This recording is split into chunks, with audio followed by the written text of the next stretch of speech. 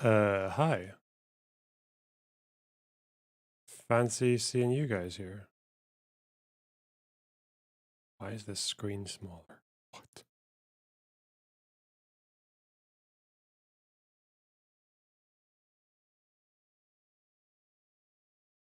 God. Will you work properly, please? Thank you.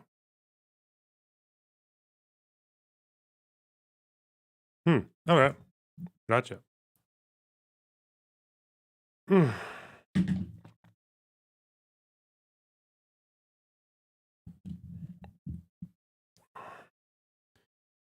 Need to check it out. Check out what? The Reddit post. You want me to look at the Reddit post? By Ask Historians. Oh, God. You're ill again with a different disease than the one you had weeks ago. Damn. You need to get more protein. Oh, I don't fucking know. I've got I'm doing something a bit different today. Progressive Victory have hooked me up with someone to interview about Biden's election prospects. Why are you browner? I think it's just the lighting. The lighting is a little bit lower than usual. That's why I look darker. Did you hear about the Baltimore bridge collapse? Yeah, of course I did. I don't know what much to say about it. Apparently, there were quite a few people on the bridge who died and maybe on the boat as well. So that's not good. Not good at all. But yeah, I don't know what else to say about it. Yeesh.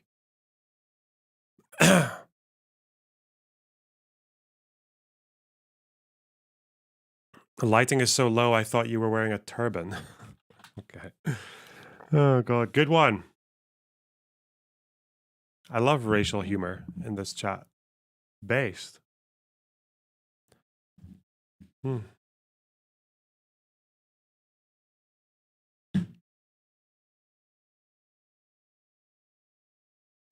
What's your stream schedule? Don't have one yet.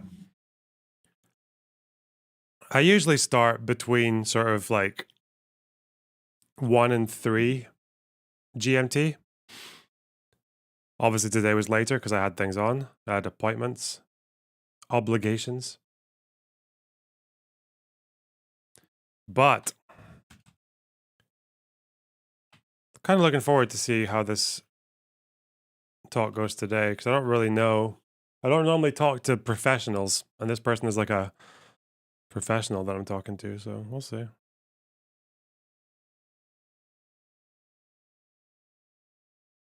Hmm. As for other news, I don't know. Like, do I really need to? Did you prep questions?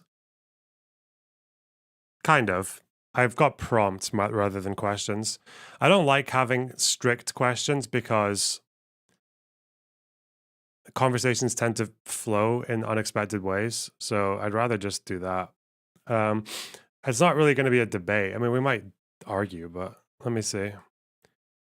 But this person I'm talking to is from this organization called Florida Rising. They're like a grassroots organization based around helping people get registered to vote is one thing, mobilizing voters. They advocate for climate justice, they advocate for housing justice, abortion rights, criminal system reform, defending of migrants, not detention of migrants. God, yeah, I'm gonna talk to one of their directors today. Whoa, whoops, wrong button. So that'll be a thing. Infrared reband, true.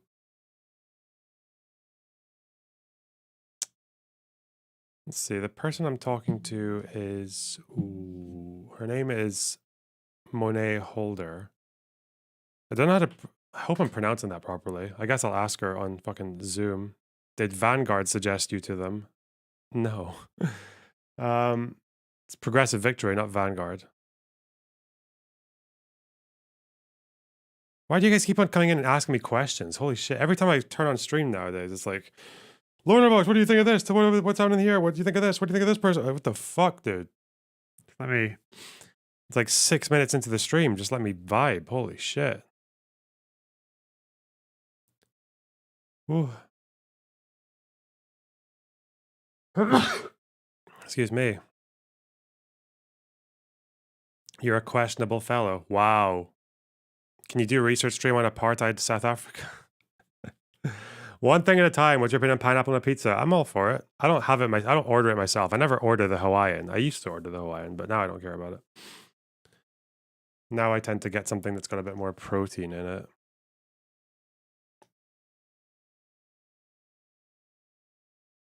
Did you know that Hutch and Zanderhall are working for PV together? Yeah, of course I know that because I work for PV.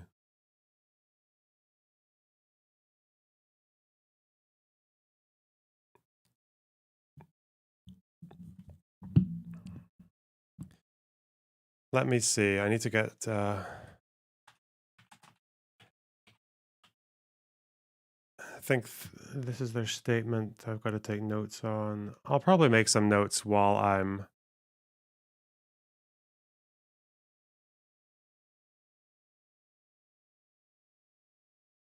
Yeah, I'll take notes while I'm watching this.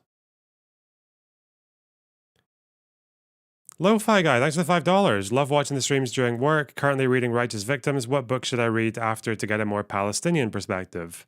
Probably Khalidi's one, The 100 Years' War in Palestine. It's like the most popular one.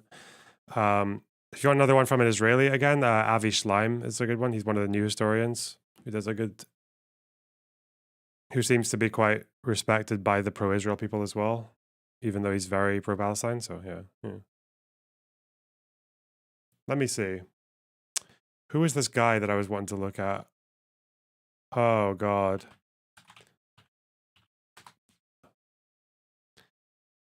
Apparently I've been told to check this guy out, and his videos are quite short, so... yeah, I guess we can. He's apparently fact-checked the drone strike video that Al Jazeera put out, because I think this was a video where apparently 3 guys were followed around by an Israeli drone and drone striked. And apparently they were all unarmed civilians, but we'll see. Okay. Let's see the reasoning. Let's go. See what the arguments are. Pro, against, who knows? Whoa. Did an Israeli drone strike some Palestinian civilians who were just walking home? This video came from Al Jazeera. I will link to the full video below on my Substack. Now, I don't think I can recut this for YouTube. I'm going to try, but if you are a Substack subscriber, thank you for giving me $5 every month. It allows me to make content like this. Now, there are a couple of components to this video. I'm only going to show the first strike because the rest really has no educational value, and it is Al Jazeera's footage, so you have to be conscious of fair use and copyright. I'm going to show the video, and then I'll break it down. Why is his apartment empty? Because he's a hard-working man, or because he's in a hotel, or because he has moved recently. Using ICD 203, which is the gold standard in the intelligence community for evaluating probability. I'll also explain some of the targeting process. I personally worked on the software that kind of aids in the targeting process. Let's watch the video. Okay, I want to start with how Al Jazeera claims that this footage was recovered from an Israeli drone. Drones don't tend to store images on board unless we're talking about a small memory buffer that holds information in queue for transmission. The video feed and signals intelligence are usually broadcast immediately back to the command post and the UAV pilots. If you're saving and capturing footage on board, you would almost certainly encrypt that footage. This is the military. They speak with encrypted radios, they communicate over encrypted networks, they encrypt video. So you might have maybe a 10-second buffer that's unencrypted and designed to hold data for transmission and processing. If you are sending it to a physical media, you might hold it in that buffer in case there's a signal drop or something, so you can send that data afterwards. And also, since encryption is fairly processor intensive, you might use that buffer to send that information to the encrypted side of your drive. But for the most part, you don't want to store unencrypted video on a drone for exactly what you see. The enemy could shoot that drone down and get the footage. So using ICD-203, I would say that getting footage from a shot down military drone is very unlikely. Now, let's take a look at the possibility that Israel would just attack Palestinians walking home with a drone strike. A weapon like a Hellfire missile costs about $150,000 a shot. That is like dropping a Mercedes G-Wagon on somebody just to kill them. You are not going to shoot civilians with a Hellfire for the lulz. Also note that before you shoot, you typically have to go through a targeting process, the kill chain. Find, fix, track, target, engage, assess. So we have to start by saying, why was this drone following these men? Well, a drone wouldn't be tracking a group of people if it didn't think they are worth targeting. A drone is a pretty important piece of ISR. I think one of the arguments that the Palestinian side can make here is that one of the accusations against the IDF is that they think Israel is targeting people who they don't like but are not combatants. So either Hamas party members who are not combatants, or people like journalists who are spreading pro-Hamas propaganda and that kind of shit. Like apparently, there are allegations that they've been targeted by the IDF as well, even though they're not combatants. So yeah, that might be. Anyway, but yeah, even if you were like fucking Hitler, I don't think you would spend that much money on a drone strike for like 3 people. Like that's why, again, with Nazis, like they tried bullets first for killing Jews, and then they switched over to fucking gas because it was cheaper. I don't think it would ever be like a drone and a Hellfire, or multiple Hellfires, I think, because it might have been more than one strike, for just like 3 dudes walking around, like completely just civilian. Yeah. But it might be that they're targeting political people who are not combatants, which would be a violation of IHL. So, Intelligence, surveillance, reconnaissance. There aren't enough drones or operators to just follow people for the heck of it, unless that drone was specifically tasked with following random people to see if they were up to no good. Now, much was made of the fact that these subjects were unarmed. It doesn't matter, because unarmed combatants are still combatants. Article 3 of the Geneva Convention defines what is and is not a combatant. And when it comes down to a military force, really only religious and medical personnel are considered non-combatants. Other than that, if you are wearing a uniform, you are a combatant, whether you're armed or not. Look at all the people on a command post. A lot of these guys are not armed. If they have anything in their hands, it's a keyboard and a ham sandwich, right? But they're still combatants if you fire a missile at that command center.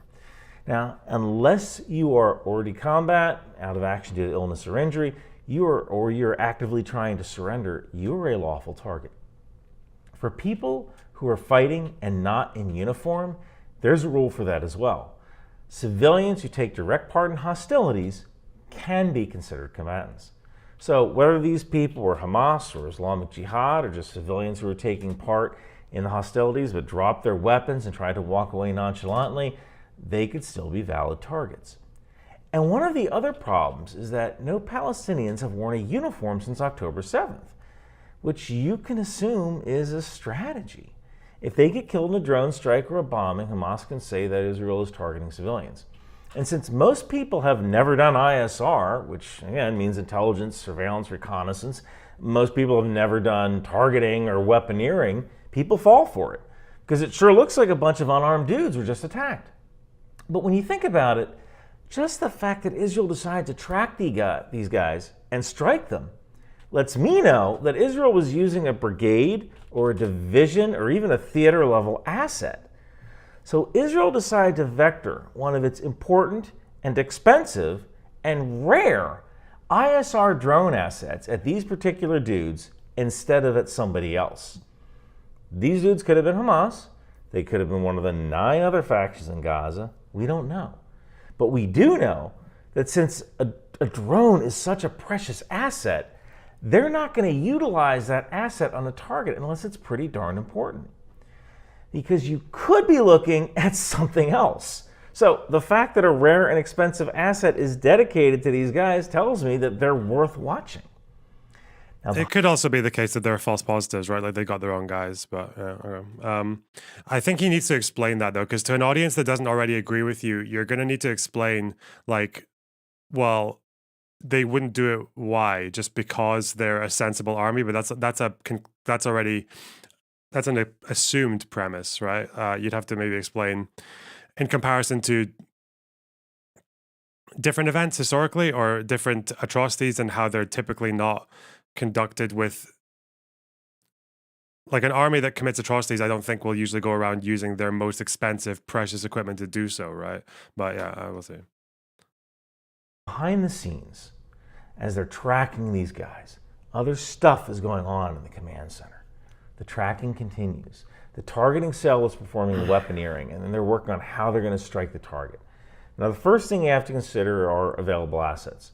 What do you have in the area that can strike the target? It could be an aircraft loaded with a 2,000-pound satellite-guided bombs, a drone loaded with Hellfire, or something in between. You also want to look at the effects. Do you want to destroy a room, a floor, or the whole building? If the available systems can't meet the desired effects, we have to launch a mission. How long will it take to do that? Will the target escape before we can launch? Are there any civilian considerations? Is the target near a home? Is it near a school? Are the kids just getting out of school at the time that we can strike? So, if there are no weapons platforms in the area that can service that target without undue risk to the civilian population, do we attack with a larger piece of ordnance and risk hurting civilians?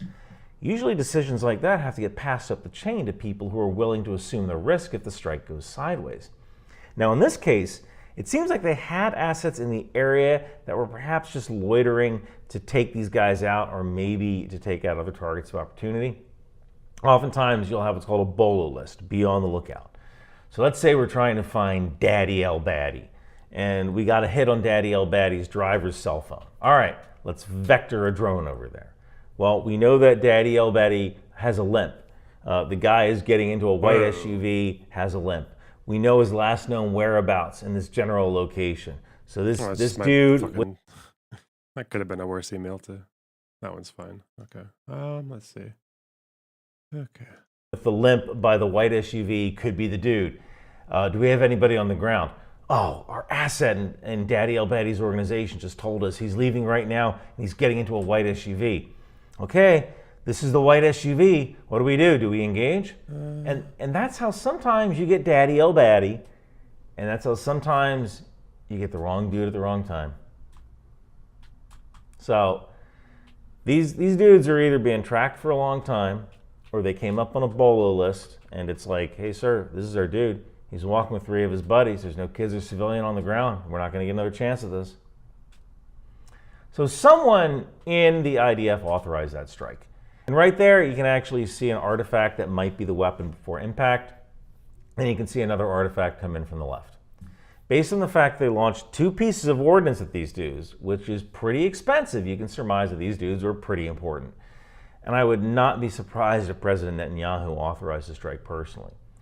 Also note that there was this dude who was up here who was perhaps waiting for these guys, and he suddenly decides that he needs to be somewhere else. Oh God, a little runaway. Here who is perhaps waiting for these guys, and he suddenly decides that he needs to be somewhere else. Smart guy. Israel later decides that that smart guy, as well as a guy that was Netanyahu, who may have survived the initial attack, needed to go. I'm not going to show that. And while I don't know what particular ordnance was dropped, my guess was that the ordnance that hit these guys was either a Hellfire missile or a SPICE bomb. And SPICE is a bolt-on kit that stands for Smart, Precise, Impact, Cost-Effective. It's an Israeli glide bomb kit that is similar to the American JDAM or Joint Direct Attack Munitions kit. There's really no figures on the cost of the SPICE bomb because the IDF doesn't feel like it has to be accountable to anybody, but it's probably around the cost of a JDAM, although it can be guided autonomously, so it might be a little more expensive.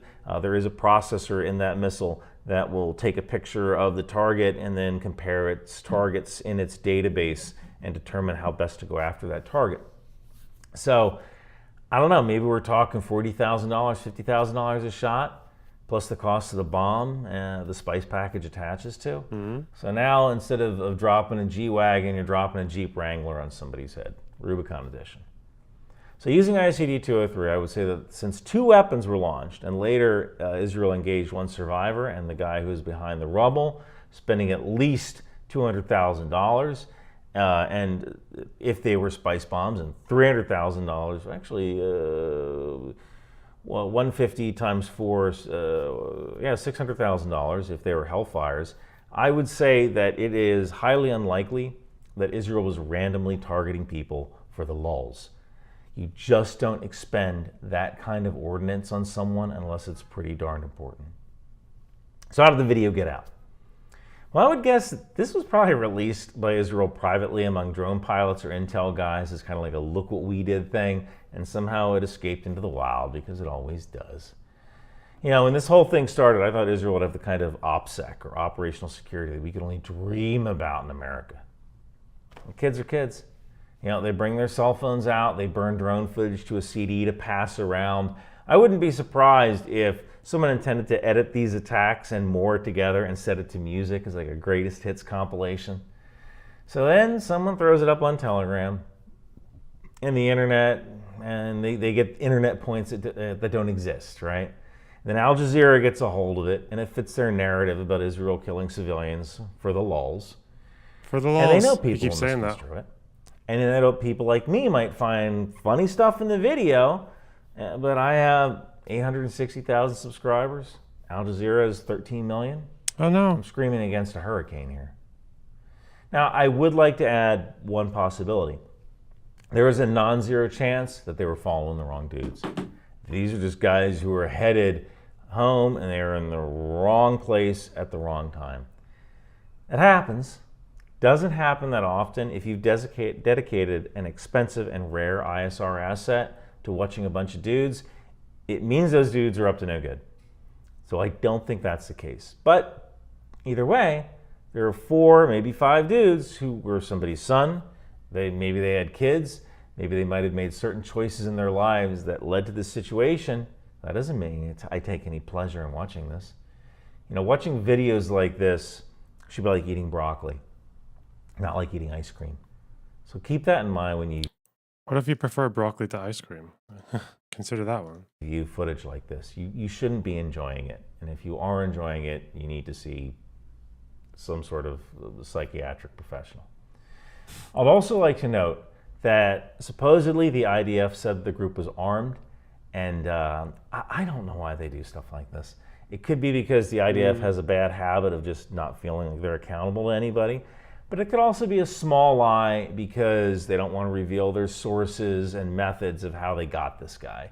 So one of those dudes could have been high-ranking Hamas with 3 other bodyguards, and they might not have been armed because walking around in a war zone armed with rifles is a great way to get targeted. This guy may have thought he was safe, and Israel didn't know who he was. He was wrong about that. And now he gets to see if everything he believed in about becoming a shaheed is true. Alhamdulillah. Jesus Christ. Thanks again for my Substack subscribers who give me $5 every month for supporting me. And thank you so much for watching. Hey everyone! New Ryan Macbeth t-shirts and hoodies from Bunker Branding are available. I'm gonna get the HIMARS shirt. What are you gonna get, Donald? The Patriot shirt, cause I'm a patriot. It's the best shirt, the biggest shirt. Make 14 tangos great again. What are you gonna get, Barack? Let me be clear. I'm gonna get a Drone Sweet Drone shirt. What about you, George? I'm gonna get a Try That Missile shirt because they're weapons of mass destruction. Oh, I'm going to get a Landmine Marker shirt because my presidency always blew up in my face. I'll tell you what I'm going to get. Ronald Reagan, but you're dead. I came back to tell you that no matter our politics, we're all Americans.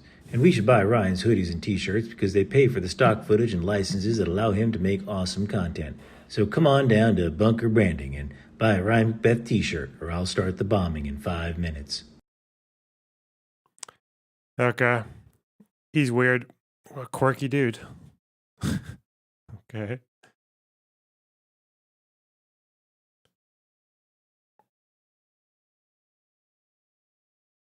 Wow.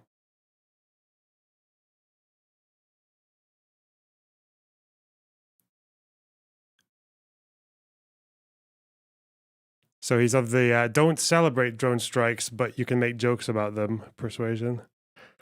Yeah, well. Thoughts on Saudi progression with the peace process?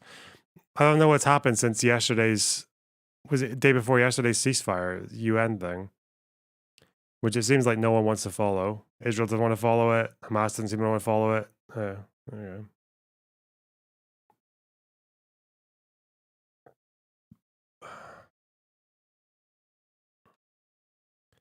Hamas rejected the last offer. Was it an offer that they rejected? I thought it was the Security Council. That wasn't an offer. That was a Security Council resolution.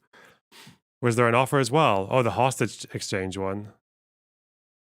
Is that what you're referring to? Everyone just pretended the UN thing didn't happen. No, what they actually did was they resumed their activities, but reminded everyone that it was only a Chapter 6 resolution, not Chapter 7. That's what they actually said. Did you not see the soldiers said to each other before they started firing at each other? Didn't Assange leak a drone strike in Iraq? From my memory, like it's like fucking man, this is over 15 years ago or something. I thought the Assange leak was less than 15 years ago. It was it combatants who were trying to surrender? That drone picture, or was that from something? Or was that from a helicopter? I thought it was a drone. I don't know. Helicopter. Yeah.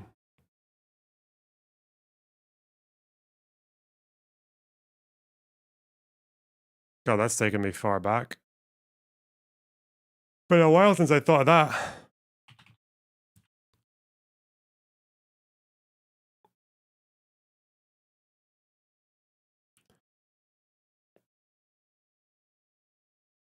I'm surprised. I was surprised to see that Chud Logic wasn't live today.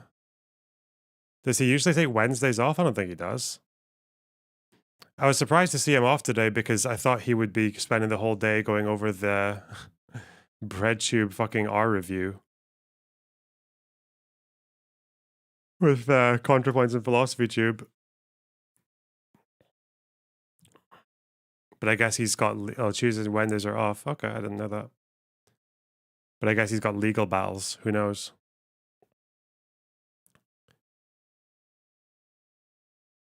Although it looks like the R part is false. It looks like the essay aspect of that whole story is false.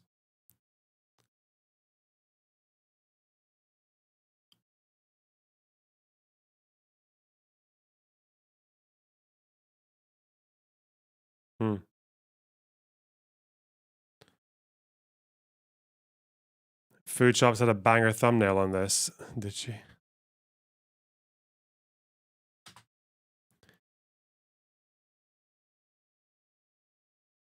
She said that no essay was involved. Yeah. Because I know this person. I saw this person at Progressive Victory. She was, she beat me at Connect 4 and then called me retarded, but okay. This person apparently debated Charlie Kirk 2 years ago. Okay, I didn't know that. But yeah. I guess she thought this was real. This was proof of the event. And she linked the 4chan thread or the 4chan infographic that's all about it. But she said essay's not involved in the situation. So there we go. There we go. How'd you lose Connect 4? Well, they Connect 4, then you lose.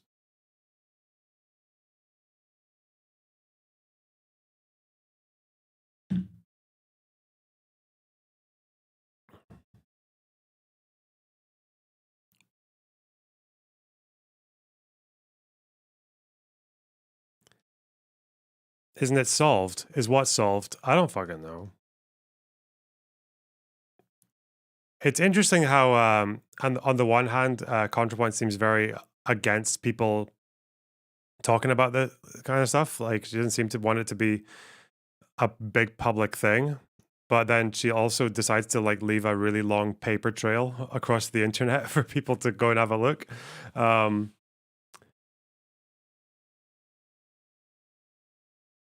I guess that's also the difficulty of wanting to talk, but also not wanting to talk. Yeah.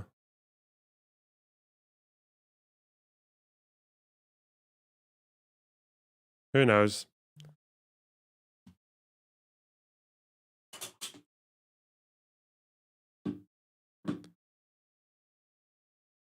I thought you said counterpoints. No.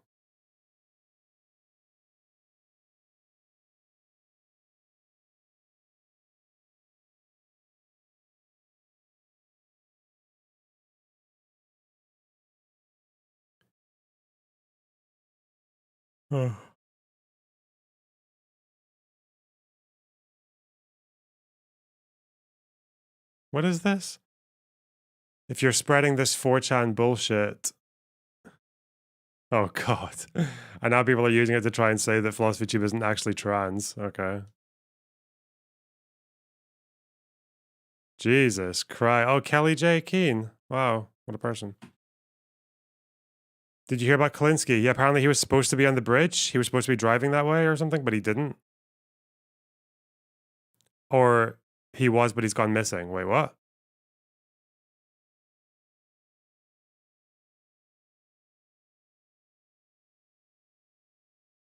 Fucking Sargon.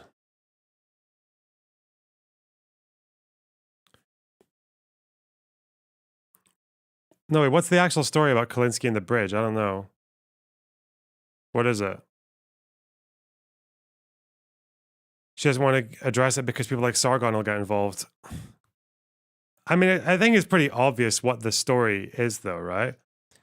I think it's pretty obvious that the actual story, I'm only speculating, but it seems like the most realistic version of the story is that they were fucking friends or dating or whatever, then it fell apart, and then Philosophy Tube got kind of obsessed and started mimicking ContraPoints' aesthetic and stealing lines from her videos and basically becoming her. I don't know. But then obviously, like, she could have still, Philosophy Tube could still be trans and all the other parts be true. Like, that can just be a coincidence, right? I don't know why you would speculate into saying that Philosophy Tube only became trans as part of the mimicking. That would be insane. Bruh.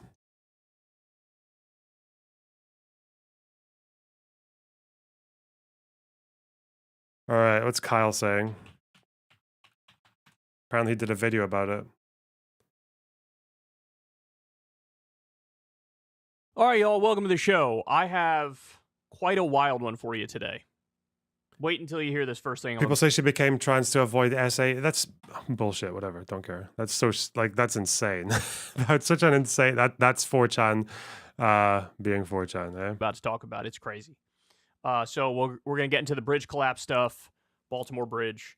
We'll get to the FBI raiding Diddy's various houses. They are looking into him for sex trafficking. Do we have another Epstein-type scenario? She says dysphoria isn't a thing, so I believe it. She thinks dysphoria is not a thing because she's like because that's the hot and trendy far left position right now. That's why she thinks it's not real. That's why she said gender dysphoria is not real. Not because she thinks like she just transitioned for fun. Like, I don't know, stupid. I'm going to go into Whatever, that for you. don't Then care. we have a new nightmare story coming out of Gaza, some updates there. Ronna McDaniel hired by NBC, huge backlash, and the fallout. What's happened since then? Some really important updates coming out of there. Then we have RFK makes his VP pick, and pretty much nobody is happy with it. And later on, we have Ben Shapiro is asked by Piers Morgan to comment on the feud with Candace Owens, and Candace Owens either being fired or just leaving the Daily Wire. And his response speaks volumes. You're not going to want to miss that. So everybody do me a big favor. Please subscribe to the channel. All that fun stuff. You know the deal. And without further ado, let's jump into it. So as all of you know by now, like literally all of you know by now, this bridge in Baltimore on I-695, the Francis Scott Key Bridge, collapsed. And it collapsed because a big ship, I mean, it almost sounds messed up to say this, but it kind of is the description of what looks like happened. It kind of gave it a love tap on the side, and it just came down. So here's the video for you. I'll play the video for you, and then I'll tell you an insane story around this. So you can see the ship here. Boom. And then you see some cars are here, and That's fucking insane, man. Look at it. so look, I'm not an engineer, needless to say, but man, this looks like a shitty design. I mean, it was 1970s. is when it was built, I believe, and it just looks like it's so feeble, right? Like that's really feeble. Now to be fair, I don't think bridges are built to sustain fucking ships hitting into them. I don't think when you're building a bridge, you're like, wait, what if a ship decides to just smash into, bro? It's like 9/11 shit.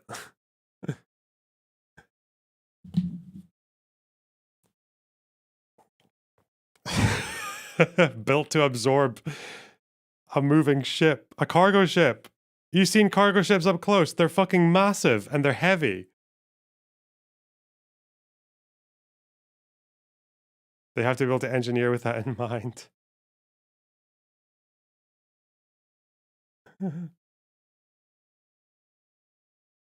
Holy shit.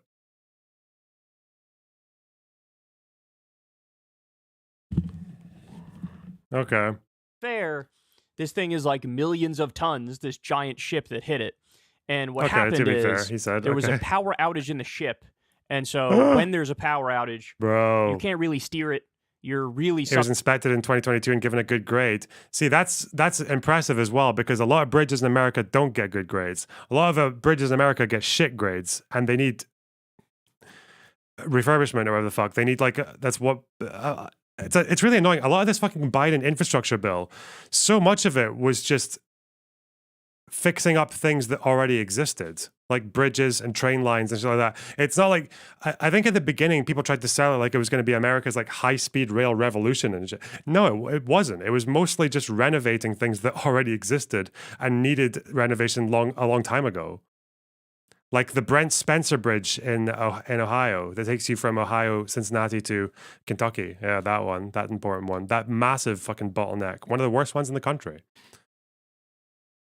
that I learned about from my trip.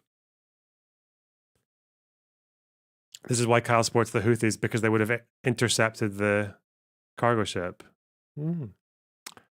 Ah, it's all coming together. subject to the whims of the wind, especially going that slow. And it was sort of changing the trajectory of the ship. Now, the ship captain followed all of the protocols leading up to what happened. The ship captain ended up dropping anchors on both sides of the ship. And what happened, well, at least the speculation at this point is that what happened is one of the anchors on one of the sides of the ship hit before the other one. And because of that, it sort of slightly altered the trajectory of the ship. So instead of being able to go under the bridge, past the bridge, it changed the trajectory and it hit this side of the bridge, which was very important, obviously, foundationally for the bridge. And that led to the collapse. Now, I'll probably do a story on this tomorrow. You have like literally 17 different conspiracy theories coming out about what happened here. I'll just tell you guys up front, I think every single one of those conspiracy theories is total bullshit. Okay. I mean, as far as the direct evidence goes, I mean, it looks like an accident from a mile away. It doesn't look like it was nefarious intent. It was just a horrible chain of events that led to this. Okay. And of course, now there's huge problems because this is a super important, bridge in Baltimore where it allows you to cut across the Baltimore Harbor. And so now the other routes like I-95, the tunnels, they're going to be... How do I need to, oh God, is there a quick way to upgrade my Zoom? Oh, okay. God, it's like fucking $12.99 a month. Okay, I got it. Good.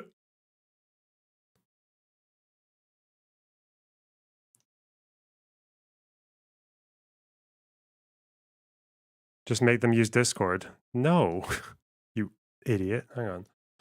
Oh.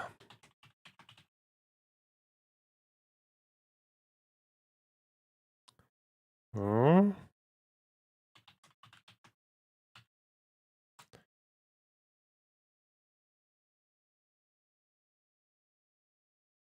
Oh, sign in with Google. Do that. No there.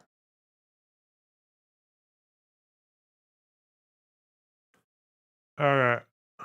super backed up, and rush hour is going to be an absolute nightmare over there. Now, to the craziest part of the story. So, as you can tell, I'm in New York right now. I came here a day later than I was originally planning on coming here. So I was going to leave this same day that this bridge collapsed. Jesus. And I'm not kidding when I say this. That is the bridge I would have been going over if I went with my original plan, which is coming to New York the day before. What happened is I finished my show. It was kind of late. I was going to go, eat with my mom in New York, have dinner with my mom. And I was like, oh, man, it was too late. I didn't feel up to the drive. It's a long drive, obviously, from D.C., which is where I was at the time. I said, let me just sleep, and then tomorrow I'll wake up, and I'll do the drive and eat on the same day, as opposed to coming the night before, staying the night, and then eating the next day. And now, I would have been on the bridge literally the same day that it collapsed. The same day. Now, I don't want to over-dramatize this, because the fact of the matter is, even if I had left the day before, I would have been probably 5 or 6 hours. I would have been over the bridge 5 or 6 hours before this incident and before it collapsed. But still, that's still a crazy-ass thought to me. Mm-hmm. That I was going to be on that bridge the same fucking day, and then it would have collapsed hours later. That is such a mind fuck. That is such a mind fuck to me. So when I ended up, obviously, coming to New York the day after, I left at a good time where I didn't really have to deal with much traffic, and I took I-95 the entire way. And driving on I-95, which, by the way, is a way I've literally never gone, all 95 from D.C. back to New York, I've literally never done that. But that was the way I had to go because the bridge I normally take now doesn't exist. But you could see the bridge from I-95. You could see it in the distance. And it looked, first of all, again, it looks like a feeble toothpick-ass bridge. But you can see the portions that are still standing and then the area in the middle, which is totally gone. Now, by the way, a number of people lost their lives in this. There's at least, I think, 6 construction workers, they're saying, that passed away. I think there were some other folks in their car. But interesting fact is, as soon as they sent out from the ship the Mayday call, there was a problem, power outage, they sent out the Mayday call. Authorities had literally 2 minutes before what ended up happened. And they were able to slow traffic down to the bridge. They were able to, I guess, stop more traffic from going onto the bridge. And so, the quick reaction time probably saved way more lives. And by the way, imagine this happened at rush hour time. What the death toll would have been. The death toll is already horrible. But imagine it happened at rush hour time and how many more people would be dead. So just an absolute nightmare. And, there's a lot of chatter now, and engineers are all over the place on Twitter/X talking about it, which is like, how do we engineer bridges to avoid this sort of a disaster? And there's a shockingly simple and straightforward answer. There are these things, I've seen them referred to as dolphins, not dolphin the animal, but it's almost like a steel guard for the parts of the bridge that are structurally important. And so if a ship were to veer off course and hit this guard, it would just hit the guard and sort of bounce off of it. And it wouldn't hit the bridge and then lead to a bridge collapse. And so, I don't know, man. It's just crazy that it's 2024. This bridge, like I said, was built in about the 1970s. And whatever safeguards there were and whatever they thought in terms of safety when they were building it, it's like, that shit wasn't ready at all for prime time. Holy shit. There's no conspiracy theory, so we need to talk about the engineering failure in this bridge that couldn't sustain being hit by a massive cargo ship. Oh, God. Okay. Again, I know the boat is gargantuan. Yeah, okay. Fucking love tap on the side, and then the whole thing just comes tumbling down again. Here, I'll show it to you. Bro. Hits it. It's instantaneous. Boom, boom. Just done. Yeah. So crazy. Crazy chat. Wow. See, parts are still standing here and here, but the most important part is down. You can't lose any part, right? But that's not even the middle is down. Crazy story. I was supposed to be on that bridge the same day Not at the same time, to be fair, but the same day, and put it off, and that ended up happening. Woo! Wild stuff, man. Wild, wild stuff. Like I said, I'll do a story tomorrow on all of the various conspiracy theories and the various things people are blaming. And I think it's safe to say now that the internet has absolutely, positively, 100%, without a doubt, rotted so many brains across this country. Yeah. I don't know if it's just the internet or if it's the internet plus hyper-partisan politics, but the conspiracy theories are perpetually getting dumber and dumber and dumber, and you'll see that demonstrated for you. Hey, y'all, do me a favor and like and subscribe. He's so funny, man. I love Kyle Kalinske. I just really want to be a fly on the wall of the meeting, the health and safety standards meeting, where someone is thinking, is this bridge built to sustain? What about errant cargo ships, eh? Can handle storms, tornado even, perhaps. But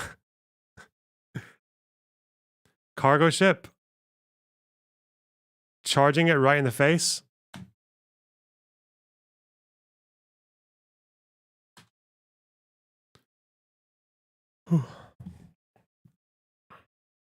Kyle Kalinske sold me fentanyl underneath that bridge.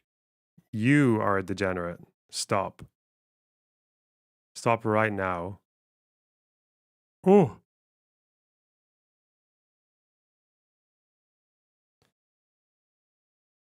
Look up stream chat. There does seem to be preventative engineering. No, there's not.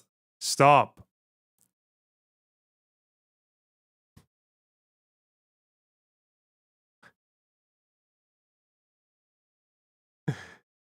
Okay. Explosive reactive armor like on tanks. What, like the boat just blows up when it makes contact with the bridge, and somehow the bridge is fine, but the boat's not? You could have a kind of like a bouncing mechanism, couldn't you? You could line the bridge in stress balls. Couldn't you?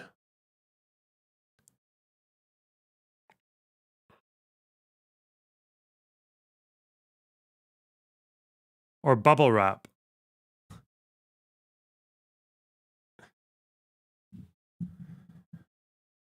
Listen, I'm just throwing ideas out here. I'm not an engineer, just like Kyle.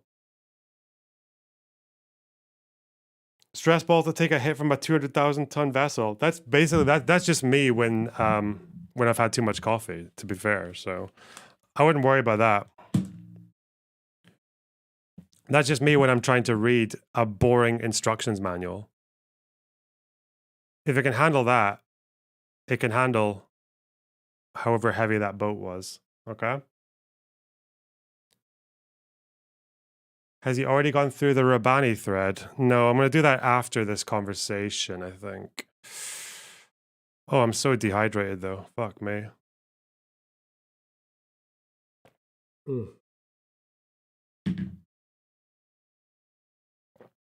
Someone in chat asked how my ADHD meds are going. They're not good. I don't like these ones. They don't work for me.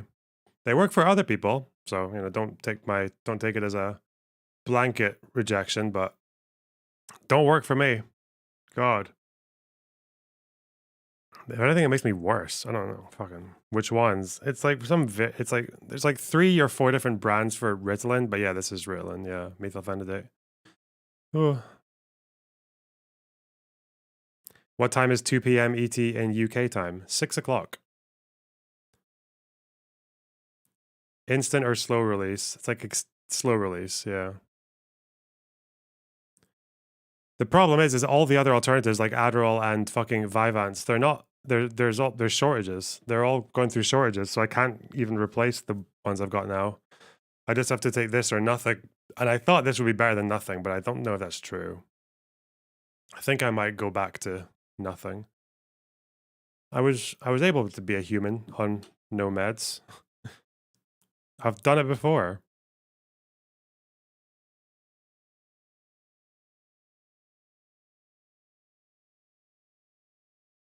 Ooh. Why is everything unavailable where you live? I thought the Vyvanse shortage was a global thing.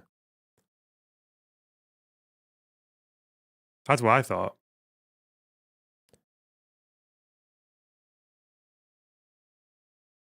Did you ever need to take antidepressants? I took them, but I don't think I needed to. They didn't work out for me. You want to see me and Dylan versus Mearsheimer on Piers Morgan? Oh, God. I feel like I need to grow my channel a little bit before I go get asked on Piers Morgan, bro. I don't know if that's happening anytime soon.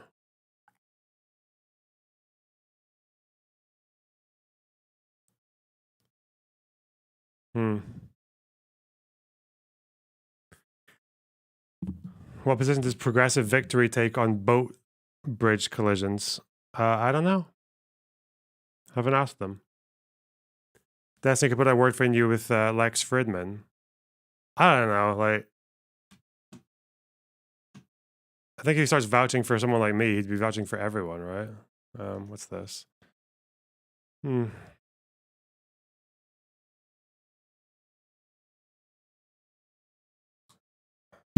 What is this? Baltimore's mayor who was elected in 2020? Everyone, this is a unthinkable tragedy. We have to first and foremost pray for all of those who are impacted, those families.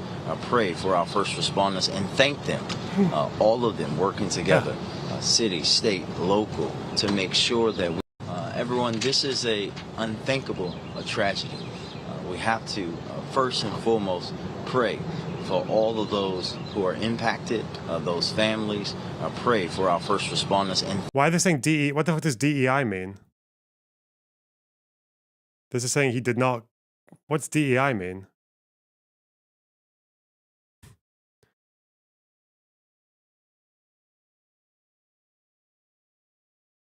Diversity. Oh, they thought he was a diversity, equity, and Jesus. Oh my God. They thought that Baltimore does fucking diversity hires for the mayor, where you get voted in. He won over 70% of the vote. Bro. Wow. It's a good community note. Why are you black? Oh, God. What a fucking state. Ugh.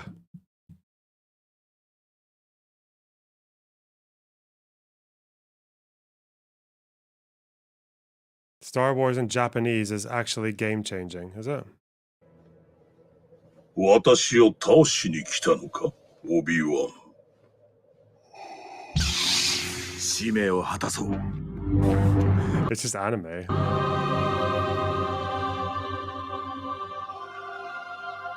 ならば死ぬがいい。ど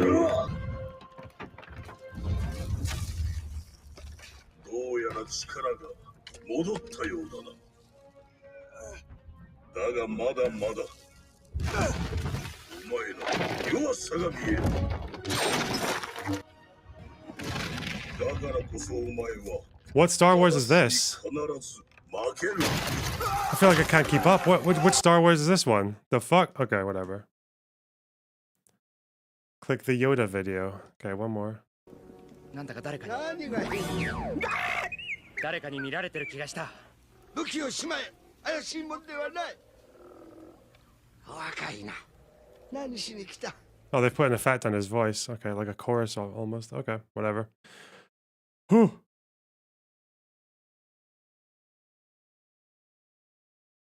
Okay.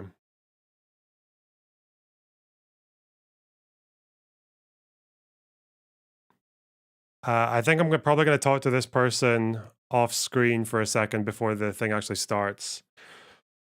Just to make sure everything's working with old Zoom. But she's not in the room yet, so I'll wait.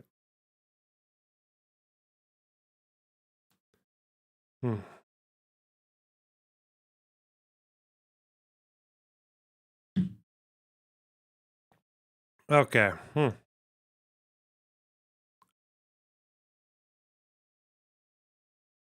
You're 5 minutes early.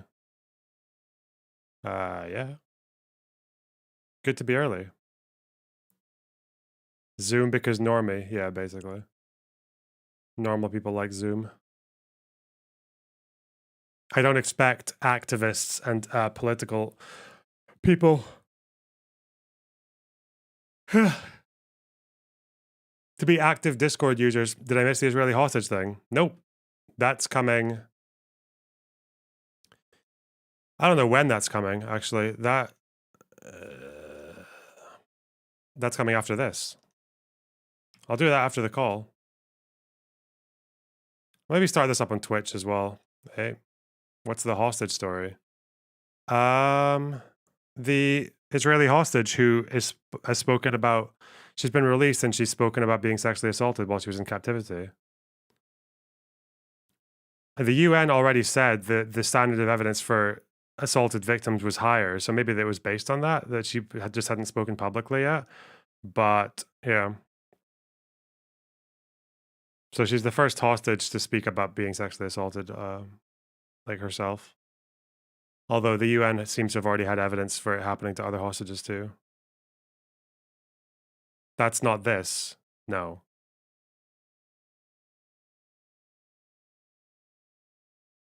Wisecrack. Who's Wisecrack?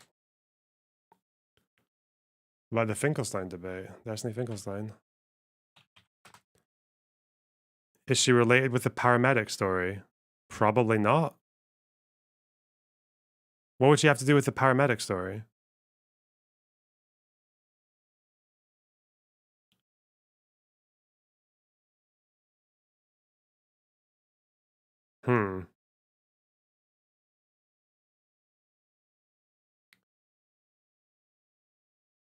Wisecrack has a really... Who the fuck is Wisecrack? Philosophy channel. Pop philosophy. I don't know anything about this person. They got like 3 million subs. Okay.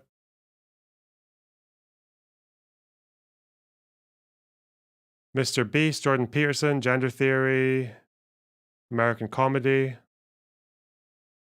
They don't get that many views for a 3 million sub channel, but they upload a lot. Okay. It's a commercial channel. It's not one person. Okay. Check out the r/destiny post. Oh my god. No, I'm busy. Please. Tell you what, I'm gonna go for a bathroom break. 1 second.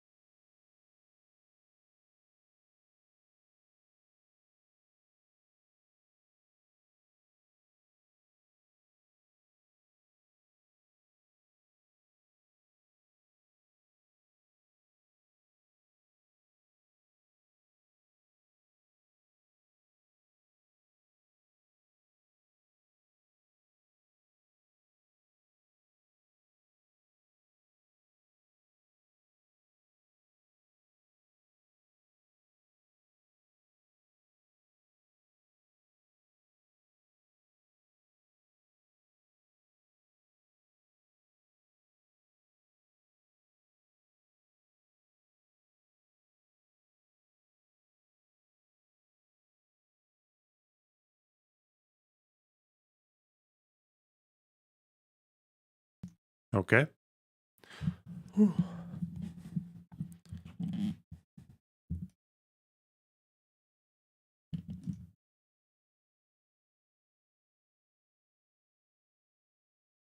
Question about the UNSC resolution. Assuming that Israel and Hamas agreed to it, would it still be legal for Israel to resume their war after a temporary cessation? Yeah. The ceasefire was only supposed to last for Ramadan, right? Until April 9th? There's been no past Security Council resolution for a full, immediate, like, unconditional ceasefire, yeah. Like a permanent one. Security Council has never approved of that. I'm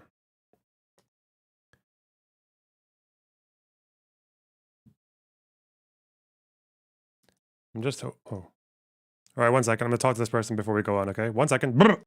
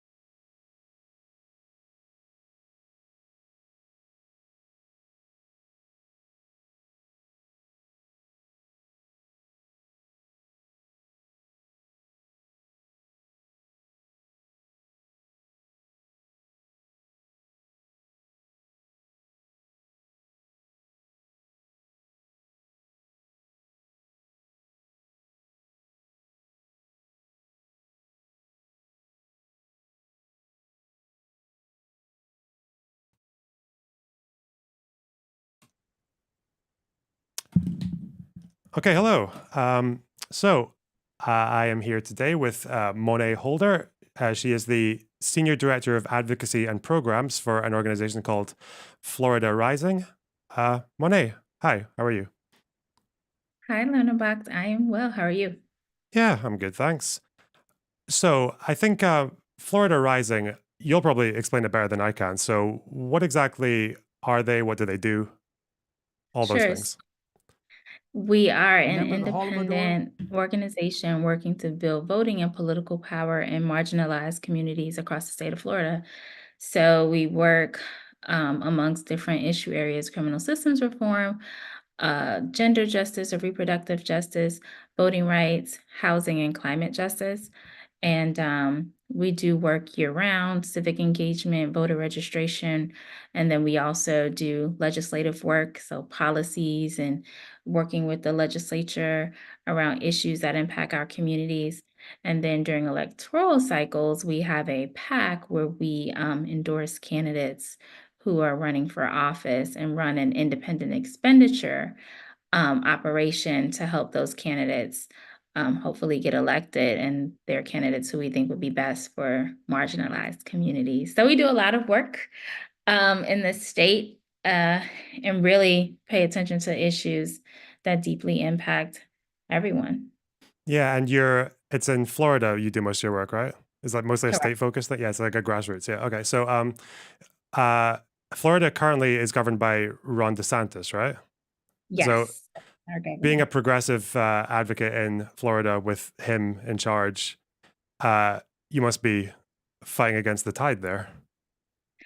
Yes, that is the short answer. And it's a tough fight. You know, the governor has a lot of power here in the state, and as we do work every legislative session and try to advocate and talk to our legislative body about policies that they should have in place or policies that they shouldn't be putting forth, we find that they are beholden to the governor. We're in a supermajority. So the Republican Party is in the party in charge here in the state. So it's a hard fight for progressives, hard fight for grassroots organizations to really get anything done. But on the flip side, we know that all politics are local. So we encourage our members in our community to also look at, their local city councils, commissions, or school boards, to get change that they can see every single day to impact their communities while we fight the good fight at the state level. Yeah, I think that's a discussion that doesn't really come up very often because I'd imagine if you mostly just watch national news or discussions around national politics, you would probably look at Florida and think that that's just a written off place because DeSantis is probably one of the more, not only one of the more right wing Republicans in general, but also one of the more successful ones, right? As far as pushing through his anti lockdown measures and probably one of the most aggressive when it comes to anti trans stuff and anti LGBT stuff. So I guess maybe as an alternative message, there is still also the fact that local politics, even in a situation like that, might still yield a lot more potential than the average person might think. So what would be an example of something that Florida Rising have been involved in recently at the state level? Yeah, so, and I'll give you one example. I'll give you first is how there's a stark difference in state and local politics. So think about redistricting, right? Which happens every decade and impacts the funding, the schools, the grocery stores that communities get based on the way district lines are drawn. And, you have the issues of packing or cracking or putting a large number of one demographic into one area to dilute their voting power. So at the state level, we pretty much were hit hard by redistricting. DeSantis had his plan. He totally took over the process, drew his own maps, and did what we call bullied the legislature in voting in favor of it ultimately. And we've sued and won and then lost on appeal. But in Jacksonville, Florida, where I'm based, North Florida, we actually got a win around redistricting. So we saw some gerrymandering happening at the local level, and we inserted ourselves into the redistricting process. We weren't heard by city council, and ultimately Florida Rising and a bunch of other grassroots organizations and individual plaintiffs sued the city of Jacksonville, and we won. Not only did we win, but they took up maps that we as the plaintiffs drew to, bring fair representation into the city, and also we gained an additional city council district. So that is like an example of what I mean, that if we don't win at the state level on an issue, there's opportunities at the local level if we just, stay the course. Yeah, that's a very specific example. That's cool. You said DeSantis bullied the legislature into taking his maps. How did that work? What happened there? I didn't know that story. So, so there were a set of maps that were passed that weren't great, but were a little bit better. DeSantis then push the legislature to not vote in favor of them because he ultimately has veto power. He also has the power to not only veto things that are passed by legislators on the other side of the aisle, but not allow his counterparts in the GOP to move things that ultimately determine if they'll be reelected in their district. So he created a climate in which he, used his power not only to persuade his colleagues to not vote for a map that was better for the state of Florida, but to draw his own, and to also create a climate in which folks were scared to, vote against his map in fear of, retaliation as far as it looks like their bills and their priorities for their districts. So, some of it was pretty blatant, some of it was behind closed doors, but ultimately everyone knew that it was, DeSantis who controlled the redistricting process here in the state of Florida. Yeah, I always hear about because the way we do things in the UK is very different. So gerrymandering is always a bit of a kind of like voodoo science when I hear about it in the United States. What is pushing against something? Because I think for Florida Rising, isn't it the case that just like any interested young activist can just join and start contributing, right? Yeah. What does a movement like that, like even just like fighting against that, like almost like a legal battle, you said, in Jacksonville over redistricting, what does that look like for just a regular activist who joins up? Like what would that involved, because I think that's another kind of blind spot I think people have, is they want to get involved in like activism, but they don't really know what they'd be doing, you know? I feel like canvassing is very easy to explain, but what you said might be different, right? Yeah, no, that's a good question. So we have different entry points to being a part of the movement or part of an organization. So we have our formal or official dues paying members, and it's a membership fee of $25 per year. And with that, you get invited to all of our meetings. You go to Tallahassee with us for our advocacy day, all expense paid.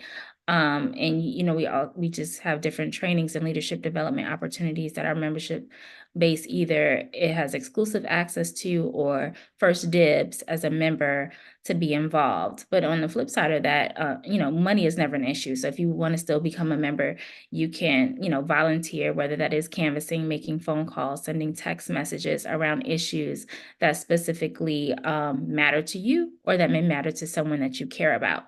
So as we closely monitor not only state legislature, what's happening locally, issues that are in the community, those are opportunities for us to engage folks and have them engage the people who are in charge. Outside of just, folks in the legislature or city council, we talk to supervisors of elections because in Florida, we have 67 counties and what we call supervisors of elections who administer or in charge of how elections run in their county. One issue with that, I would say, is that it's not uniform. So you may go to one county and have 14 early voting days in another county and have 7, or one may have ballots translated and one may not. So it takes a level of advocacy, going to your supervisor, saying what your community needs. That's an opportunity in which members or volunteers can go with us and speak from a grassroots perspective on what matters and what they want to see. So we definitely set up the playing field for people to get involved, providing you with tablets or phones or virtual access, giving you talking points, preparing you on the issue so that way you are on the front lines, but we are just pretty much providing support and letting people know how they can make change. So activism looks like how you want it. Some people may just want to show up in solidarity to a rally or an event. We train our members to speak. I'm not going to be the only person to talk about what's happening. It's really our members. So those are just different ways. And it all depends on what's happening and what the climate looks like and what strategy we think will be best. But we always involve community in it at all points. And then when you talk about like litigation, for example, oftentimes we need our members and folks from the community to speak about their lived experiences. That's how you're able to have compelling arguments. That's how you're able to show in court that this is something that detrimentally impacts a population. So our members being involved in that and willing to tell their stories is also something that's very important.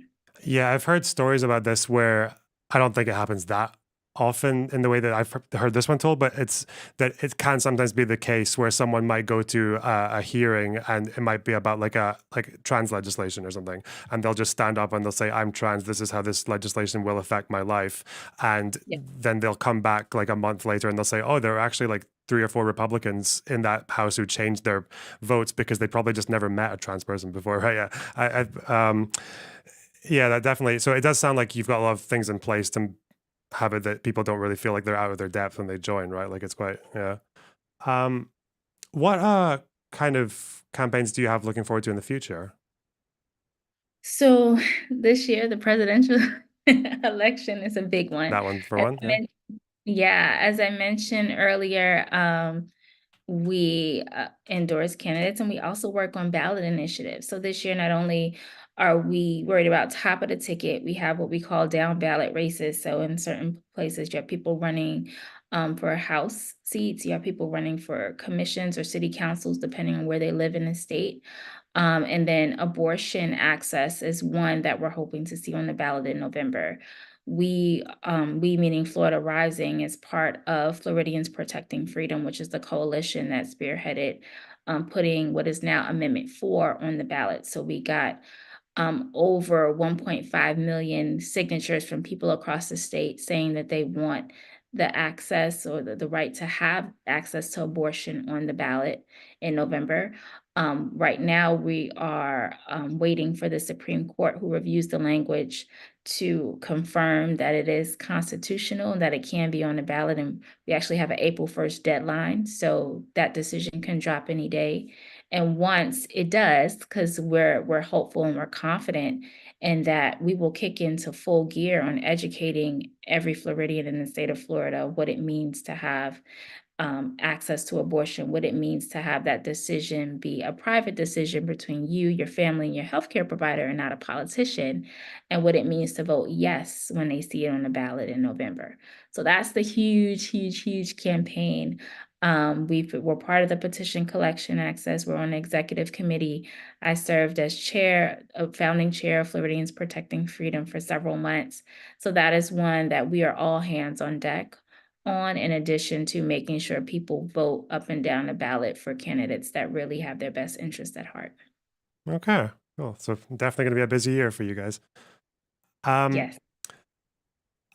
Having a glance at your website and looking through the particular issues, I feel like it's probably quite safe to say that you guys are generally to the left of the mainstream Democrat Party. Would that be fair?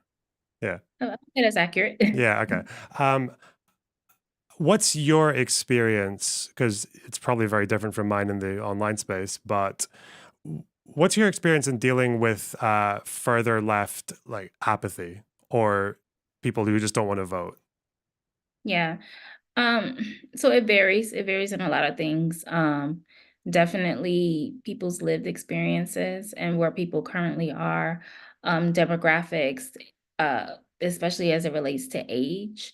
And when you think about race and gender, and and then digging into the, you know, being Black is not monolithic. So you have your Caribbean and immigrant communities, and all of those folks have different issues and things that they care about that they want to hear and speak to. And that doesn't always look completely far left, and doesn't always, so some people are more moderate, conservative, have a centrist approach. So we pride ourselves as a nonpartisan organization by definition to be able to speak to everyone, because we can find common ground with everybody about something that they care about or a change that they want to see that they can take action on. So it's really listening. A lot of our work with grassroots is having conversations, is meeting people where they are, finding out what they care about, what they want to know about, and providing that access, because it's about democracy. So I hope that answered your question a little bit. I can go on and on Yeah, about. it sounds very different from I guess my more instinctive way to do it, because I guess like the nature of how I approach things like that is if someone says don't vote, like they're all the same and all that, I'll tend to just kind of berate them. Or more like in a nicer way would be just like explaining why there's such a big difference between a Democrat administration and a Republican, especially with Trump. But sometimes it does feel like you're saying all these things like, well, here's what the Democrats did with regards to education. Here's the states where Democrats have been successful when it comes to abortion, or here's what's happened when they're more successful with trans rights and all these things. But or even I could say with the current thing, like here's the big differences between Biden and Trump on Palestine. I think they're bigger than some people may out to be. But they hear all that, but they're like, well, I don't really feel any different. So yeah, I feel like definitely the personal experience thing is worth. Yeah, it definitely sounds like a much more productive approach than It's what worth the digging impulse is. into. Yeah. And it also helps people clearly see the difference between an organization like Florida Rising and someone who's just running for office and is telling you what you want to hear to get your vote, right? Hmm. So uniquely about us, I've been with the organization for 13 years, so it's been around maybe about 15.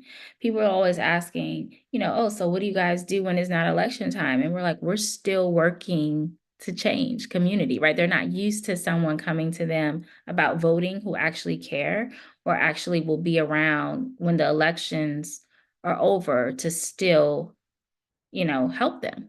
So that's where we're different. And I think focusing on that aspect of our work, and like I said, really focus. Most people are really driven by issues and not more so a person or a candidate. At least that's what we're finding now in these times, especially I think with younger voters as well. I think I definitely noticed that in my brief canvassing experience in the United States, as everything from democracy was a very common one we heard like as a top issue. But then even when it went down to like parking, and like I've never have thought to prepare points about the difference between Democrats and Republicans on parking.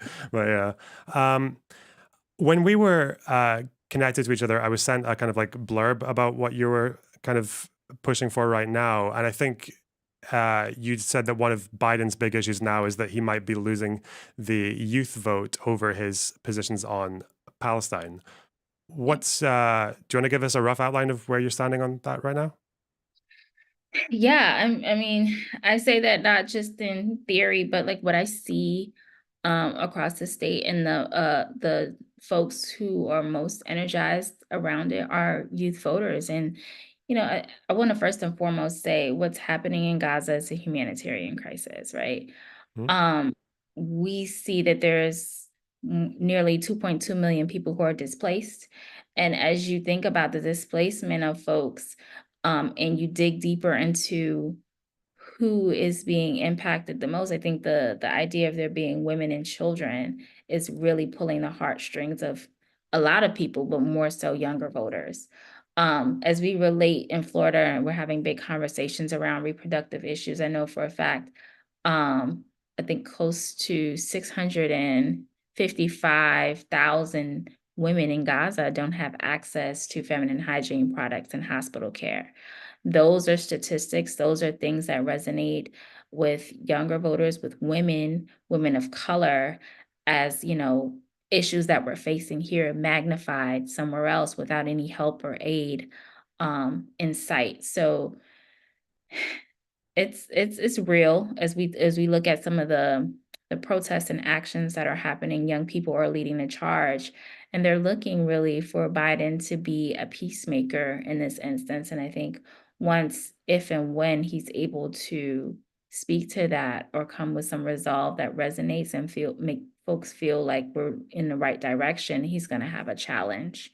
And I say I've been saying this along the course of the way, and for older folks too, not to offend anyone, when you think through some of the faith aspects and those who rely heavily on Christianity, to see our brothers and sisters, starving and going hungry, or not being able to care for themselves, and us not lending a hand, that also speaks to the values that people disconnect from if they don't see, this administration taking the right stand. I know I said a mouthful, but that's what I'm seeing and that's what I'm hearing. Yeah, I think when it comes to, because my own thoughts when it comes to Biden on that particular issue is that I know there's definitely a very growing rift between him and the Israeli government, right? So he's done things like he's put sanctions on a couple of settlers who were involved in riots last year. He's put sanctions on, I think, 2 settler outposts. He's fallen out with Netanyahu a few times. I think he called him an asshole off on a hot mic once. I think he his rhetoric has become very much in the direction of talking about ceasefires, at the very least temporary ones, for humanitarian purposes. His major thing now is to talk about the humanitarian situation as opposed to a final assault on the last city in Gaza. I think Blinken is talking about reviewing a policy over whether or not the American government should recognize the state of Palestine, which I think when Jeremy Corbyn presented that a few years ago, I thought that was like massive. That was a very new thing for a Western politician like Britain and American to do. But now it seems it's being considered by Biden, like a center-left Democrat. Is kind of wacky to me. But then I also wonder if one side might say that's not far enough. I'd be inclined to agree with that too in some areas. But then I also wonder if he goes too far in the other direction, does he risk losing moderate voters who are obviously quite pro-Israel? Yeah, and when you said not far enough, it's definitely, that's something that I've heard. Not far enough and not soon enough, right?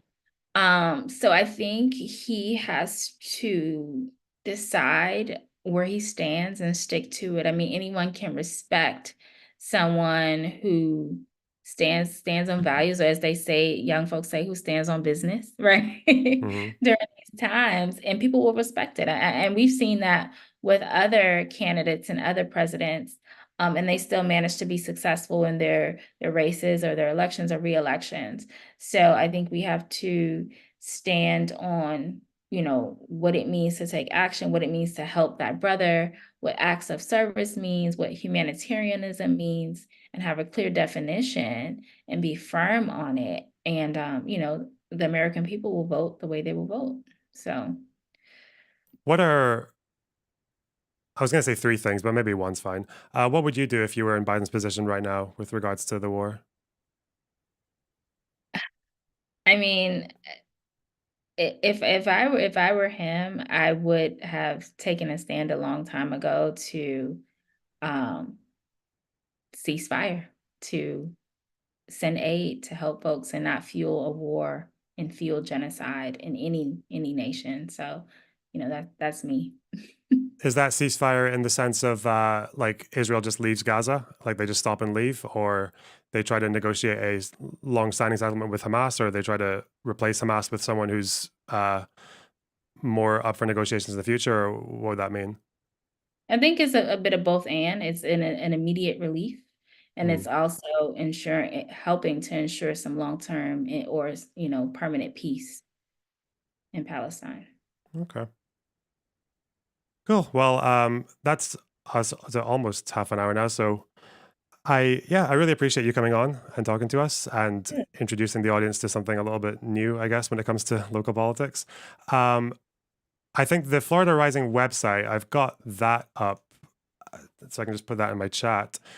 Um, is there, so normally when I have people on for talks like this, I would ask them to say where people can find them, if they have like social media or if they have something that they want to plug or something that they want to direct people to, or do you have anything along those lines? Or Sure, it's Monet_Holder. It's Mhm. my social handle on Twitter and Instagram. And then also definitely the website, Florida Rising's website, is a way you can get involved if you're here in the US. It's a way you can support us by giving donations to any of our campaigns, particularly the ballot initiative or the work that we do year round.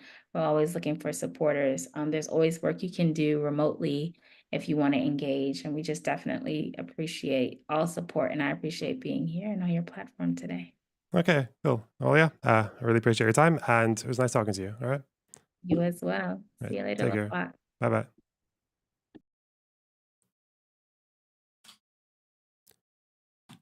Well,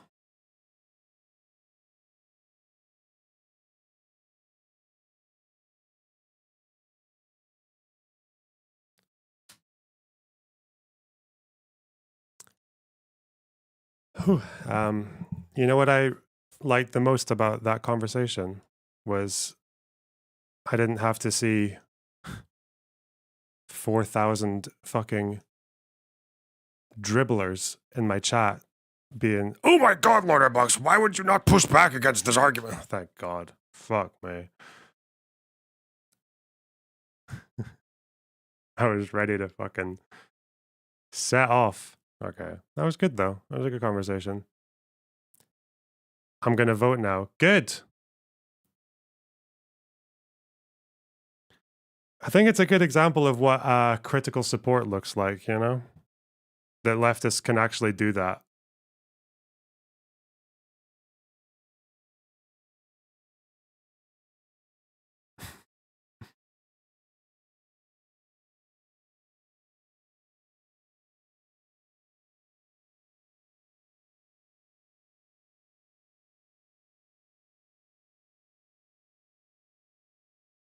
Wow.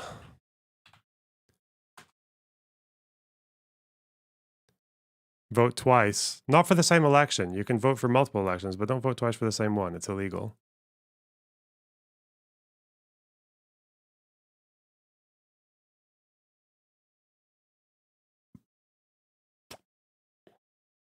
Hmm. I had to restrain myself when she dropped the G word. I know, whatever. If I wanted a Palestine debate, I would have scheduled longer than half an hour. Okay.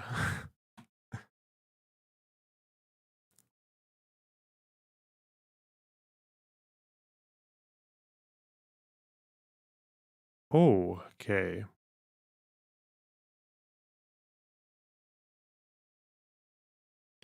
Now that it's over, what would you do in his position is a weird question. Fuck off. No, it's not. If you're a fucking activist putting pressure on the government, you want the government to do things, or at least to move in the direction of what you want to advocate for. So yeah, of course you could say, what the fuck? I love being asked what I would do if I had all the power, dick. All right, you should as well. Do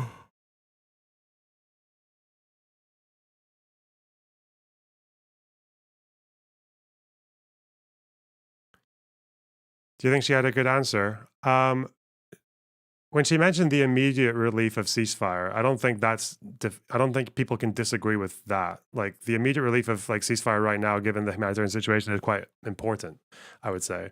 But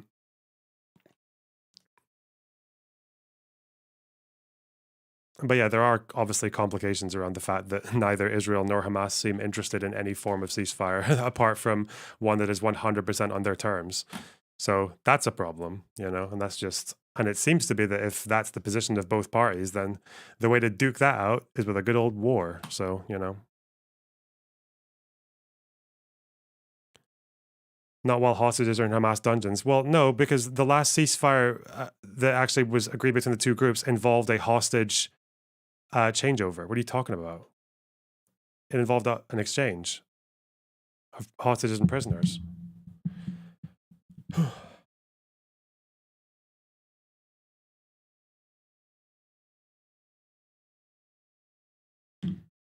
Why does Qatar host the leader of Hamas? So they can have influence in the region. I don't know. Qatar is like they triangulate. They have friends everywhere. They're just they're like in a very unique position where they can talk to both Israel, the United States, they can talk to Hamas, they can which gives them also a lot of influence in the region.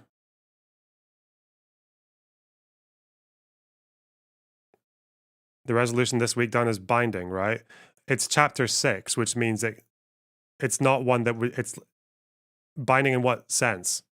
It's not binding in the sense that it can be enforced through coercion, I don't think.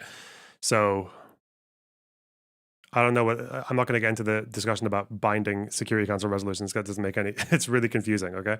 But it's not chapter 7. Chapter 7 means that the Security Council can enforce it like through coercion.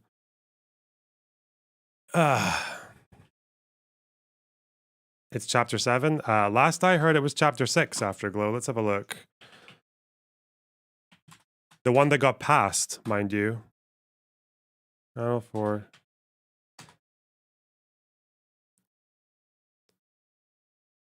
confronting. What do you do in Biden's position right now? Sanction more outposts. because Biden sanctioned 2 outposts, and then the fuckers just allotted more settlement land, more West Bank land to the fucking settlers. Smotrich, or is it Ben Gavir, whatever the fuck, yeah. The biggest siege since 1993. So that's not good. This guy mentioned and it. The shorter its period, its term in power, the better for all of us. I am afraid that the majority of Netanyahu right now is secured, despite of what you described. But I hope that you are right, that this government will not go on for long. It doesn't have the support of the people. In all the public opinion polls, Netanyahu himself and his party are very, very low. If he goes for elections, he will lose. And maybe this is one of the reasons why he wants to talk to his own base when he's confronting the American president. Yossi Beilin, thank you very much for joining us. Thank you. Well, tonight, Hamas... Wait, fuck, he spoke earlier. Oh, shit. Where was he talking about the... All right, here. Without him, and it will continue to have this majority. So what do you make of this resolution and Mr. Netanyahu's response? I don't understand it. I really don't understand it. I mean, what the UN is saying is obvious, that Hamas should release all the hostages, including apparently babies of 1-year-old babies. And Israel should agree to a humanitarian pause for 2 weeks until the end of the holiday. This is reasonable. There is no reason for any crisis between Israel and the United States, which abstained. I think that had I been there, I would have supported it. Of course, I would like to see some harsh words about the Hamas massacre on October the 7th, but this is not a reason for a crisis with the United States. And I'm afraid that my prime minister is just in a kind of a voyage to confrontation with the United States. God knows why, after the help that we got from the United States in the last half a year. Well, I mean, what happens if he ignores the Security Council resolution? It is not chapter 7, it is chapter 6, as you know. And chapter 6 is actually... Why is everything Afterglow says wrong? I've noticed this. It's not even like propaganda wrong or lying by omission, it's just wrong. No, it's chapter 6, you fucking asshole. They're not gonna... Whatever. Whatever.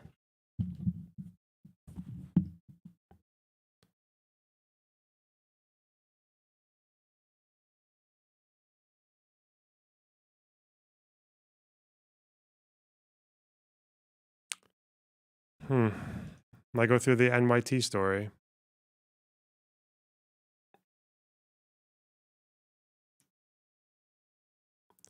Keep watching. What, do they correct him and say it's chapter 7? Fuck off.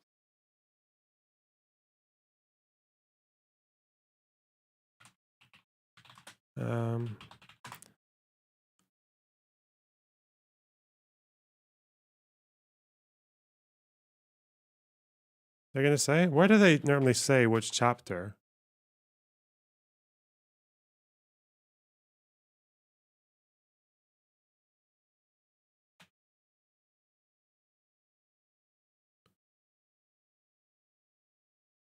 It's this one, right? 25th of March. Not explicitly coercive under Chapter 7 of the Charter of United Nations. Okay. Bro. Where's the proof that it's actually Chapter 7? It's not like Channel 4 corrected the guy. Why is that guy's a left-wing Israeli? He's an opponent of Netanyahu. Why do you think just because he's Israeli, you can't trust him? What the fuck? I mean, I know you guys think that because it's a fucking ethnic problem for you, but okay.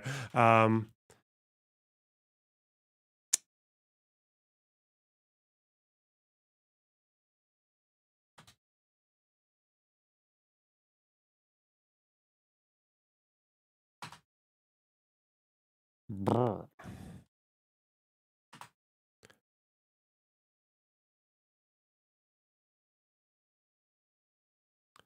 Let's see. I have always wondered where on the UN website itself you find out the chapters, like how these journalists know that it's chapter 6, not 7, or...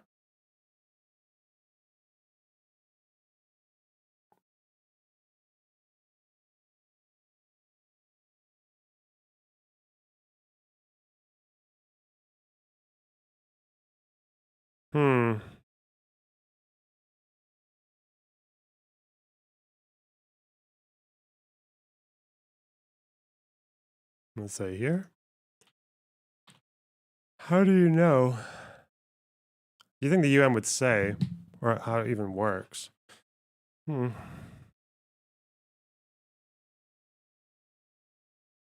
we learned the difference the other day, but full text.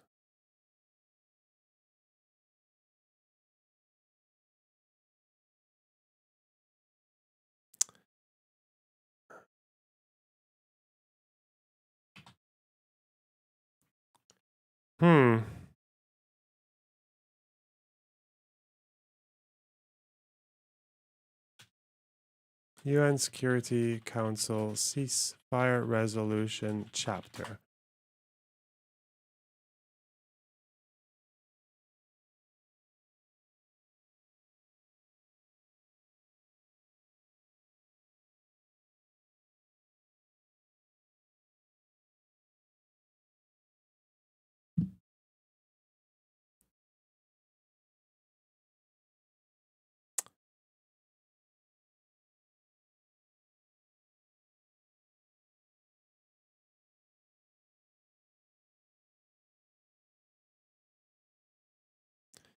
Oh, they argue whether it's chapter 6 or 7 based on what's in the resolution. So the US, ascribing to a legal tradition that takes a narrower interpretation, argues that without the use of the word decides or evocation of chapter 7 within the text, the resolution is non-binding. Other members are saying that there's legal precedence to the idea that the demand is implicitly a decision of the council. A demand, okay. So it depends on people arguing over the wording of the resolution.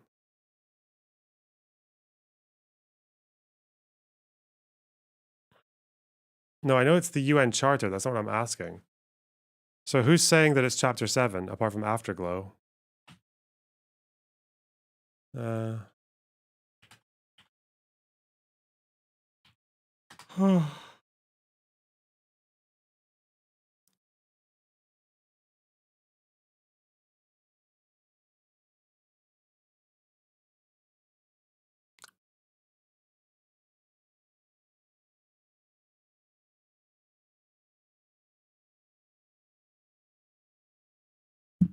Hmm. Is it here? I don't think the resolution itself is up, so I don't know. Hmm.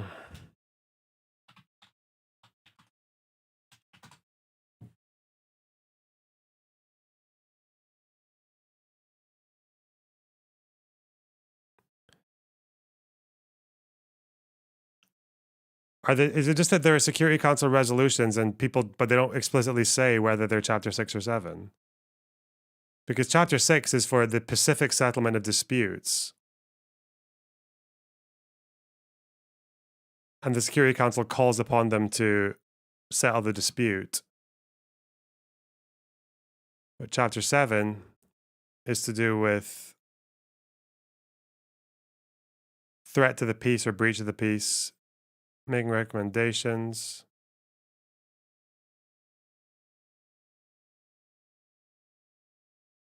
Binding means there are repercussions, and they haven't said what the repercussions are.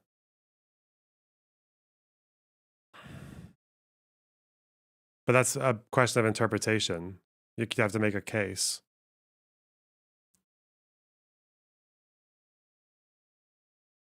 And this is talking about whether this with the Security Council using force, right?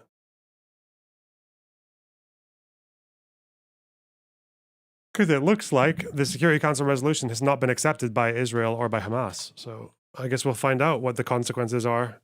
Well, we'll know it's Chapter 7 because there'll be some kind of intervention, wouldn't there? That's what I thought. Bruh.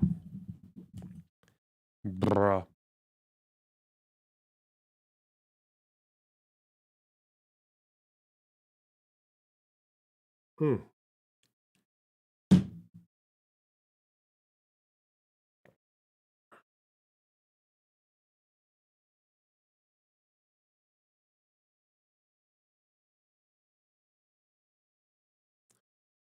Fuck it. I'm going to look at this New York Times article.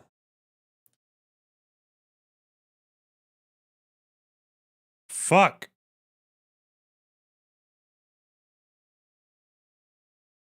When will we find out if Israel or Hamas accept the deal?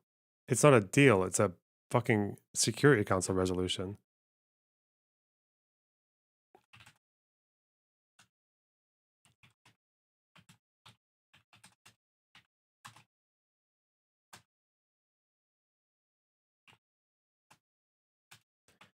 All right. That's what I mean. Oh, we know they haven't accepted it because they're still fighting. What?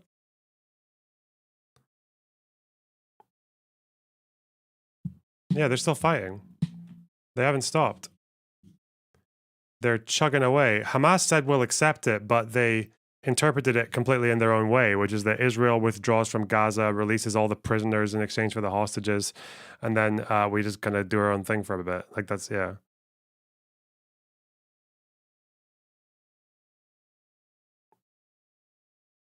Okay. Didn't they lob rockets during the day after the resolution too? Yeah, but Israel didn't stop fighting either, so that's not even really, yeah. Okay. What's the context of this article? Let's go to the notes, shall we? So when the UN report, and I'm glad I took this down now because it seems to be a good prelude.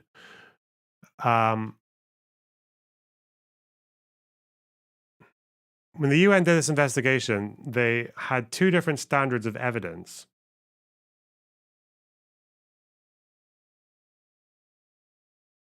One was that whether they had reasonable grounds to believe. And for 3 locations, they said that there were reasonable grounds to believe that conflict-related sexual violence occurred in at least 3 locations. That was one standard of evidence. Because remember, this is a fact-finding mission. It wasn't an investigation. So they weren't coming out with big conclusive evidence. They were only there for 2.5 weeks. So they said there are reasonable grounds to believe that sexual violence occurred in at least 3 locations. When they say sexual violence here, though, they're not including just like stripping people after killing them or during killing them, because there were at least 5 locations in this report where bodies were found stripped. So finding a stripped body to them was not reasonable grounds to believe. That wasn't enough for reasonable grounds. So the reasonable grounds to believe standard is just, I'm not even saying that's a bad thing the way they've done that, but it means that their bar for reasonable grounds to believe is higher than finding like just a few bodies that are stripped. So like it would be with witness evidence or digital evidence that they're able to infer what happened next or what just happened kind of thing. Yeah, anyway. For the hostages though, they raised the standard and said that the information was clear and convincing. So it was reasonable grounds to believe. If you look at, for example, Nova, reasonable grounds to believe, Road 232, reasonable grounds to believe. But for the hostages, they said it was a step higher, clear and convincing information that people were subjected to sexual violence, including, where is it? I spelled so many things wrong here. Including rape and sexualized torture and sexualized, cruel, inhuman, and degrading treatment. So the UN already had this, and if you didn't know that, it's probably because the people at the fucking Intercept who were more focused on discrediting the initial Times article just people didn't bring that up. Finkelstein didn't bring it up. Yeah, they just, in his little tweet thread, but, you know.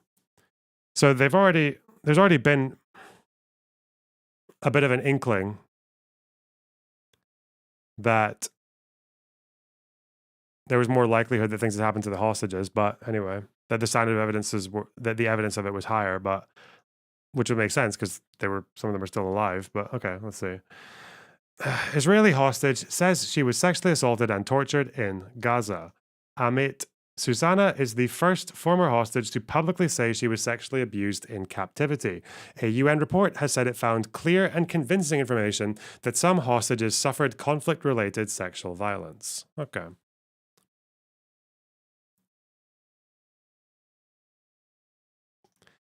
Amit Susanna, an Israeli lawyer, was abducted from her home on October 7th, beaten and dragged into Gaza by at least 10 men, some armed. Several days into her captivity, she said, her guard began asking about her sex life. Ms. Susanna said she was held alone in a child's bedroom, chained by her left ankle. Oh yeah, content warning, guys, content warning. Blah, blah, blah. Okay, all right.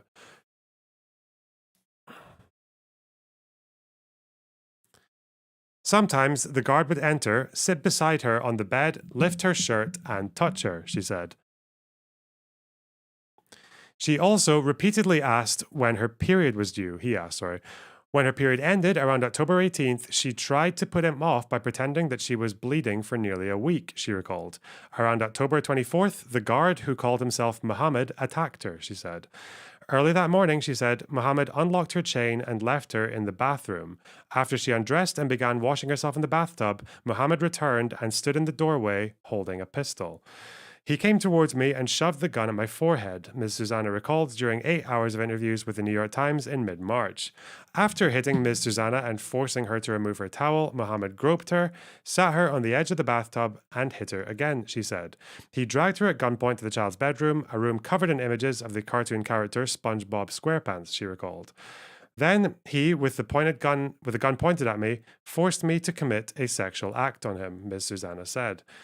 Ms. Susanna, 40, is the first Israeli to speak publicly about being sexually assaulted during captivity after the Hamas-led raid on southern Israel. In her interviews with The Times, conducted mostly in English, she provided extensive details of sexual and other violence she suffered during a 55-day ordeal.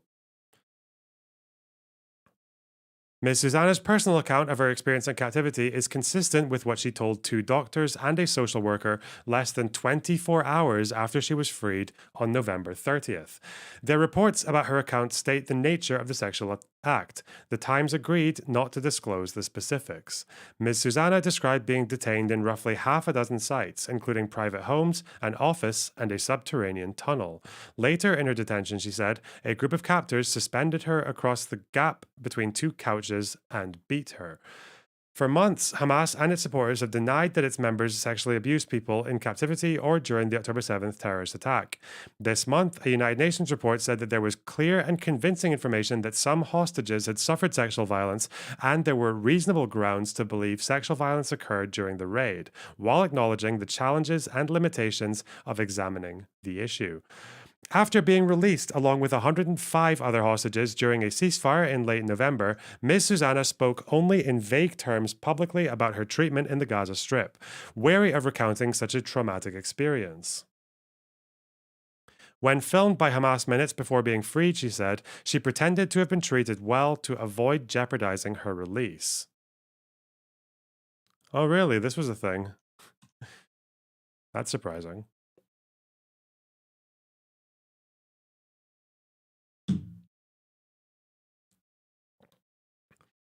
Ms. Susanna said she had decided to speak out now to raise awareness about the plight of the hostages still in Gaza, whose number has been put at more than 100 as negotiations for a ceasefire falter. Hours after her release, Ms. Susanna spoke with a senior Israeli gynecologist, Dr. Julia Barda, and a social worker, Valeria Tchaikovsky, about the sexual assault, the 2 women said in separate interviews with The Times. A medical report filed jointly by them and reviewed by The Times briefly summarizes her account. Amit spoke immediately, fluently, and in detail not only about her sexual assault, but also about the many other ordeals she experienced, Dr. Barda said. The following day, on December 1st, Ms. Susanna shared her experience with a doctor from Israel's National Center of Forensic Medicine, according to the center's medical report, which was reviewed by The Times. Sigal Sadetsky, a professor at Tel Aviv University Medical School who is helping and advising Ms. Susanna's family as a volunteer, said Ms. Susanna first told her about the sexual assault within days of her release. Professor Sadetsky, a former top Israeli health official, said Ms. Susanna's accounts have remained consistent. Ms. Susanna also spoke to the UN team that published the report on sexual violence, but The Times was unable to review her testimony. A spokesman for Hamas, Bassem Naim, said in a 1,300-word response to The Times that it was essential for the group to investigate Ms. Susanna's allegations, but that such an inquiry was impossible in the current circumstances. Mr. Naim cast doubt on Ms. Susanna's account, questioning why she had not spoken publicly about the extent of her mistreatment. He said the level of detail in her account makes it difficult to believe the story unless it was designed by some security officers. For us, the human body, and especially that of a woman, is sacred, he said, adding that Hamas's religious beliefs forbade any mistreatment of any human being, regardless of his sex, religion, or ethnicity. Okay. Mr. Naim criticized The Times for insufficient coverage of Palestinian suffering, including reports of sexual assault by Israeli soldiers on Palestinian women, which have been the subject of investigations by UN officials, rights groups, and others. He also said civilian hostages were not the target of the raid, and said, "We have from the first moment declared our readiness to release them." A Hamas planning document found in one village shortly after the October 7th raid, which was reviewed by The Times, said, "Take soldiers and civilians as prisoners and hostages to negotiate with." Video from October 7th shows uniformed Hamas militants abducting civilians.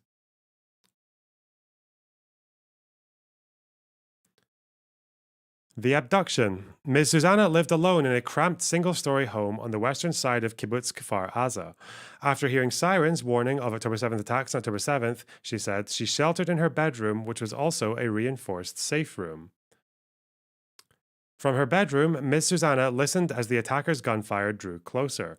The small kibbutz stands roughly 1.5 miles from Gaza, and it was one of more than 20 Israeli villages, towns, and army bases overrun that day by thousands who surged across the Gazan border shortly after dawn.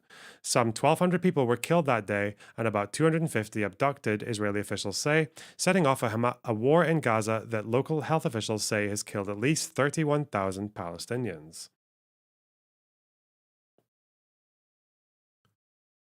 Ms. Susanna was at the kibbutz almost by chance. Sick with a fever, she had been recuperating the previous day in the nearby city of Sderot with her mother, Mira, who pressed her to stay the night.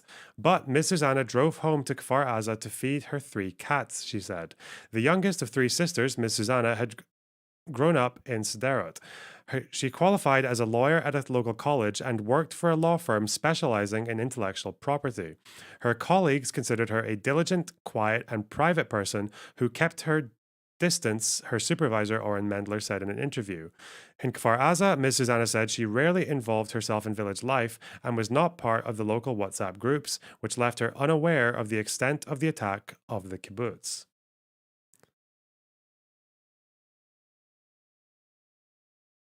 One second. Do I not have my login for this? Oh, it's here.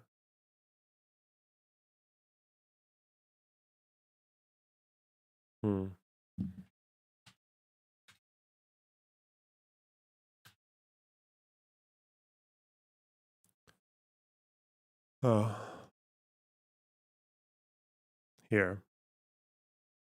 I've got the full article. I don't know why I had to go through the paywall thing.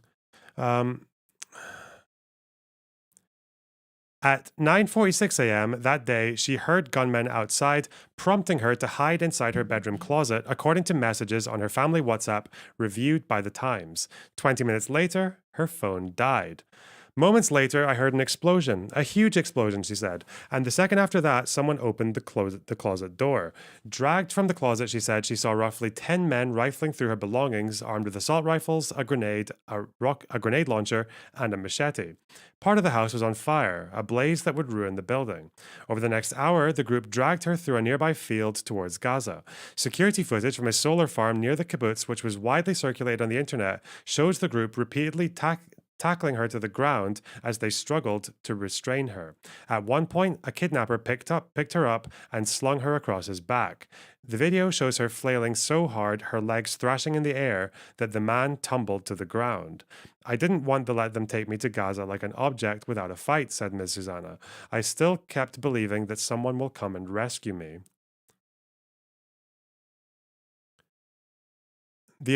Oh, is it this video? I saw this video. I saw this video going around Reddit, and a bunch of people saying it was fake or from a different conflict. This is her. Okay. Huh. All right. Well, now we know. Okay. The kidnappers attempted to restrain her by beating her and wrapping her in a white fabric, the video shows. Unable to subdue her, the attackers tried and failed to carry her by bicycle, she said. Finally, they bound her hands and feet and dragged her across the bumpy farmland into Gaza, she said.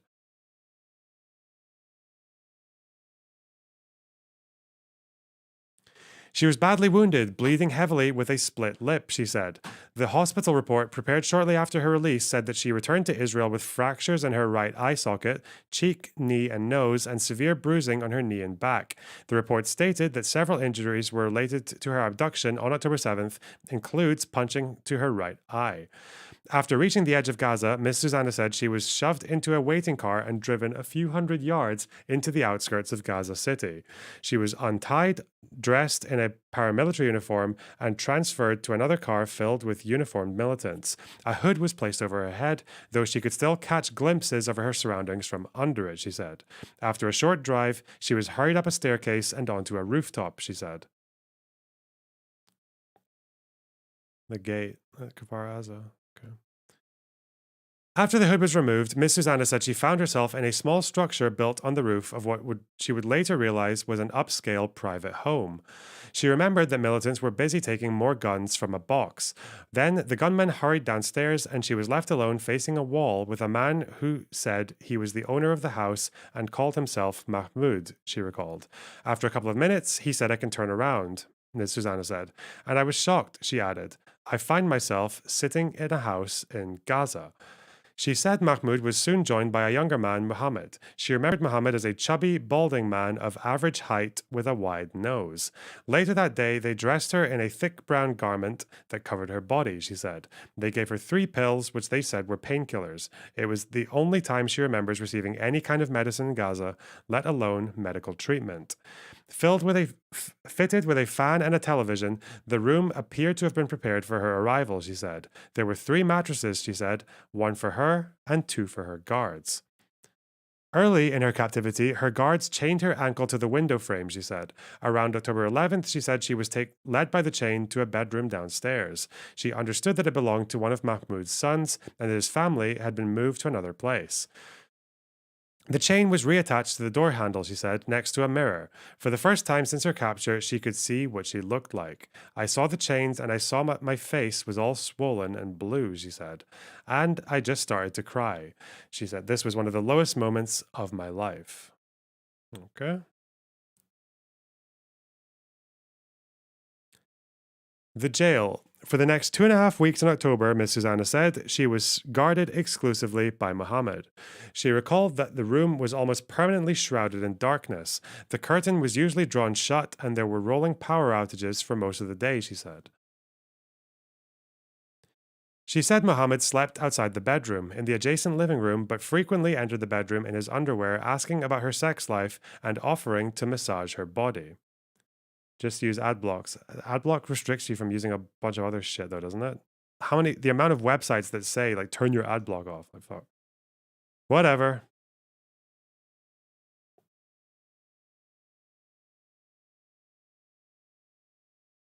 I thought I even had it on, didn't I? Oh, whatever. When he took her to the bathroom, Miss Susanna said he refused to let her shut the door. After giving her sanitary pads, Muhammad seemed particularly interested in the timing of her period, she said. She said she had spoken in a mix of basic English and Arabic. She had learned a little Arabic at school, and her mother's family, Jews from Iraq, had sometimes spoken it during her childhood. Ah, she's an Iraqi Jew. Okay. Every day he would ask, did you get your period? Did you get your period? When you get your period, when it will be over, you will wash. You will take a shower and you will wash your clothes, Miss Susanna recalled.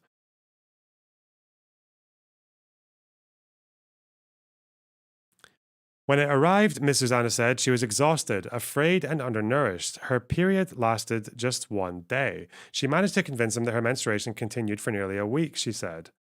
She tried to humanize herself in his eyes by asking the meaning of Arabic words she heard on television. She also promised that her family would reward him financially if she was returned without further harm to Israel, she said. God. In the afternoons, 2 associates of Muhammad would join him at the apartment, bringing him a cooked meal, she said. Some of this food was given to her as her 1 meal of the day. The Israeli strikes in the neighborhood became more frequent and frightening, Ms. Susanna said, noting that some shattered the windows. As the bombing intensified, she said, she started feeling sorry for the civilians, wondering why Hamas had never built bomb shelters for its people.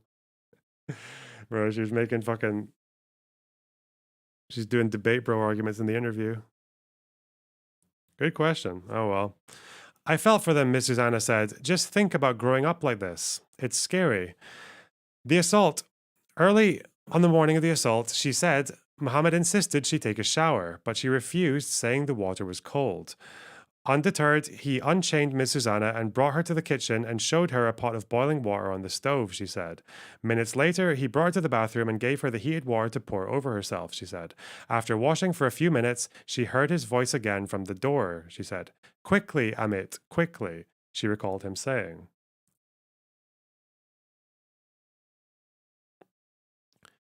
I turned around and I saw him standing there, she said, with the gun.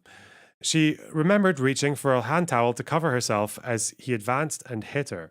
He said, Amit, take it off, she recalled. Finally, I took it off. He sat me on the edge of the bath and I closed my legs and I resisted. And he kept punching me and put his gun in my face, Miss Susanna said. Then he dragged me to the bedroom.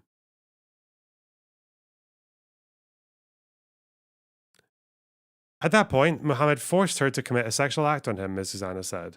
After the assault, Muhammad left the room to wash, leaving Miss Susanna sitting naked in the dark, she said. When he returned, she recalled him showing remorse, saying, I'm bad, please don't tell Israel. That day, Muhammad repeatedly returned to offer her food, Miss Susanna said. Sobbing on the bed, she turned down the initial offerings, she said. God, they are really qualifying every single fucking statement with. Knowing that Miss Susanna craved sunlight, she said, he refused to open the curtains, leaving the room in darkness.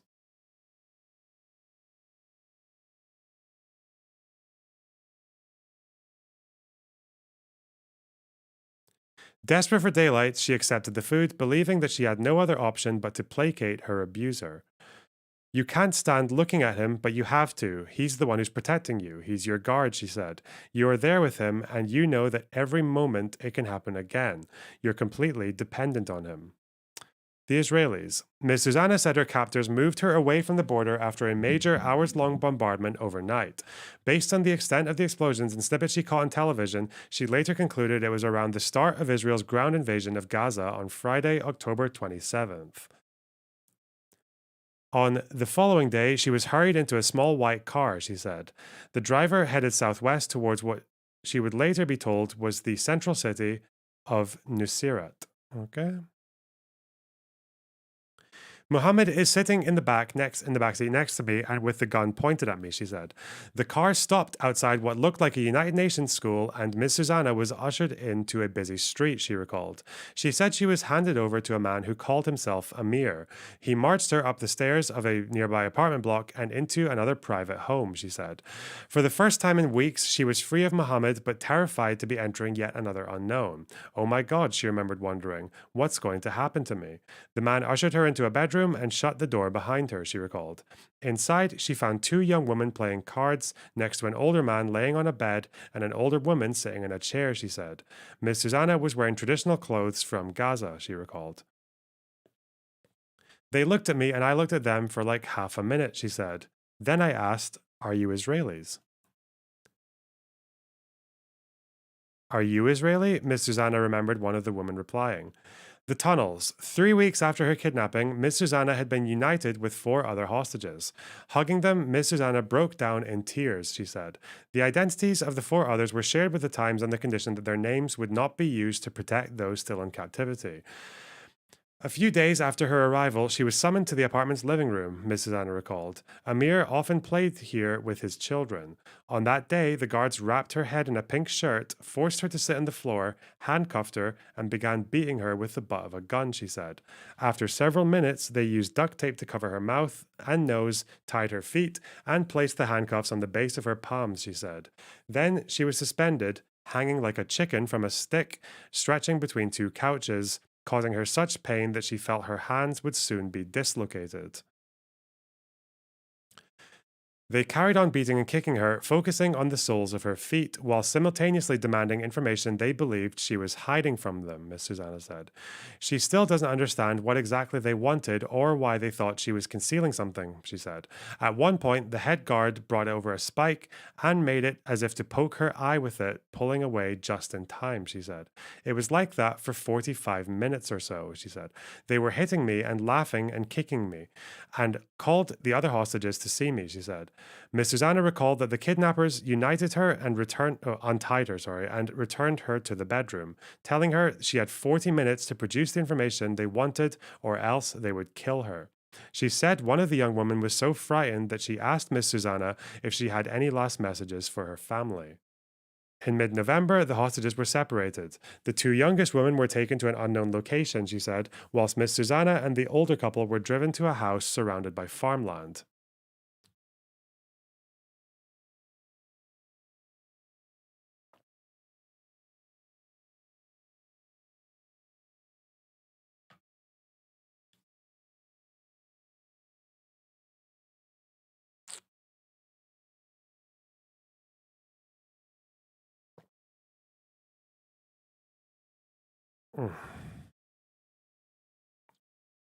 They found the house full of gunmen who ordered them to sit on the floor. Suddenly, the older woman began to scream, Mrs. Anna said.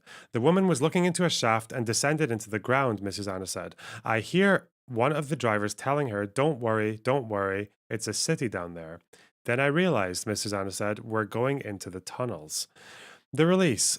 A ladder, several stairs, and a series of narrow sloping passageways led the 3 hostages deep underground, she said. By the time they reached the bottom, the guards said that they were 40 meters deep, something they hoped would reassure the hostages, she said. The Israeli bombs could not reach them there. Ms. Susanna said a big gunman in a mask was waiting for them at the bottom. Initially, he started shouting at them, telling them that Israel had killed his family, she said, but then quickly stopped, removed his mask, and took a different tone. She said the man introduced himself in English as Jihad and told them his father had worked in Israel and had even had his Israeli boss to dinner in the years when Israeli civilians could still enter Gaza. He spoke in Hebrew at times. Jihad said he had learned some from watching Israeli television and sang them a famous song that he had heard on a children's show, Miss Susanna remembered. I was shocked, Miss Susanna said. Suddenly, he was the most humane guy we met there. The ground shook every time a missile struck nearby, making her fear they might be buried alive, she said. The tunnels were dark, damp, and too narrow for 2 people to pass each other, and their subterranean cell was so short of air that they were left dizzy and panting after taking a few steps, she said.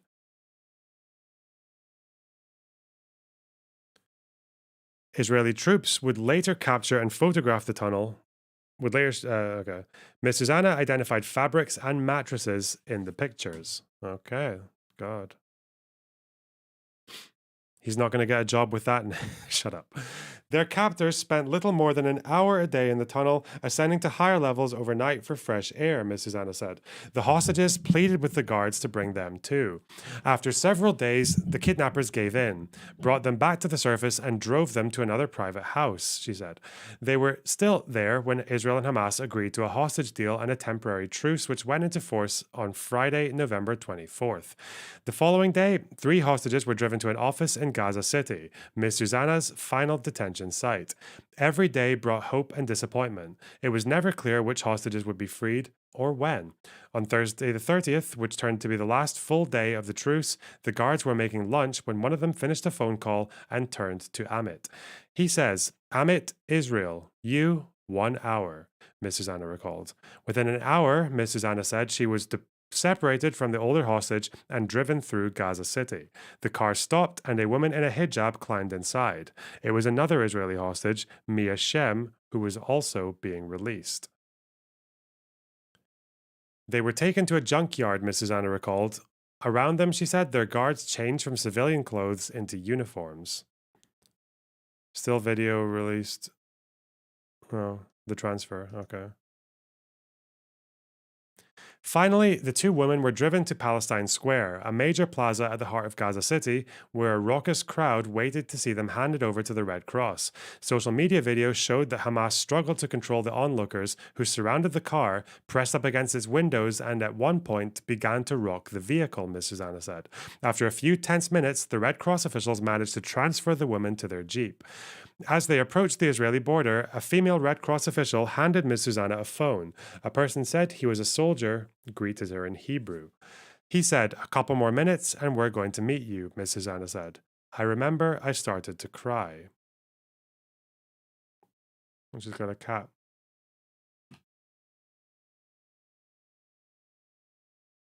Yeah. Okay. That, I think, is the first sexual assault survivor from October 7th to speak publicly.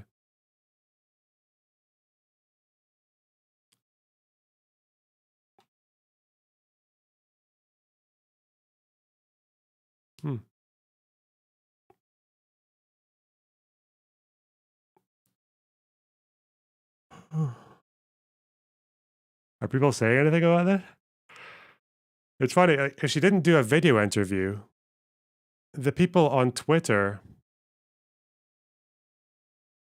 might not have anything to say about it because they don't read articles that are that long.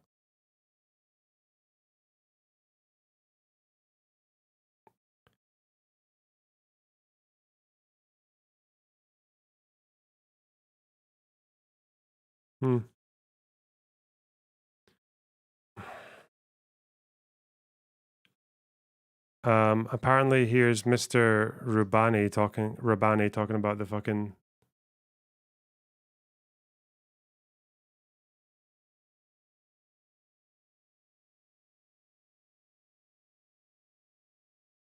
The squirrel read it.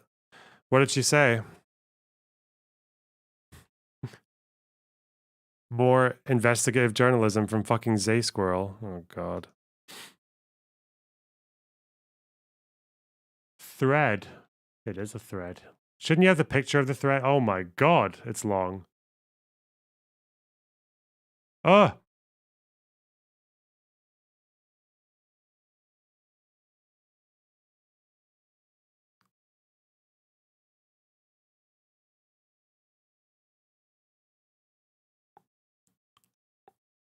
Pretty sure she said it was propaganda. Okay. On 29th of February, I participated in a debate organized by Lex Fridman on Israel Palestine alongside Finkelstein, Benny Morris, Stephen Bonnell. Okay. Apart from reposting a link to the recording of the event, I've thus far refrained from comment. I've done so on the grounds that people interested in the discussion and prepared to endure a 5-hour video watch it themselves and make up their own minds about the various issues discussed, rather than being told what to think by a participant. Oh, he's gonna have a go at the Destiny doing the smug faces. Oh no.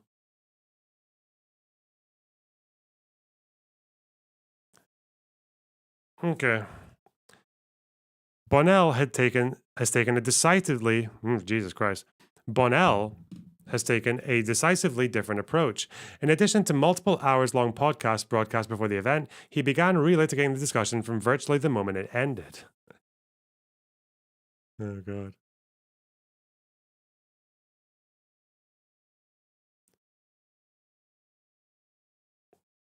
Taking to Twitter/X and YouTube, he immediately began promoting his own version of events, including in podcasts issued prior to the debate's 14 March release that were significantly longer than the debate itself.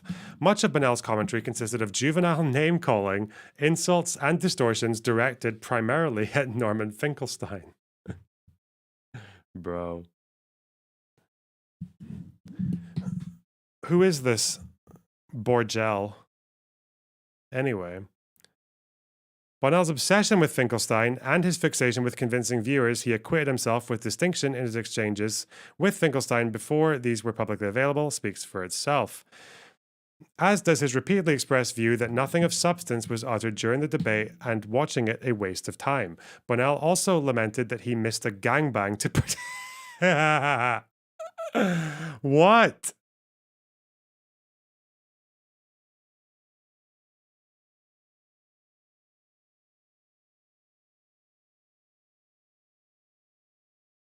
Oh, the Ayla gangbang.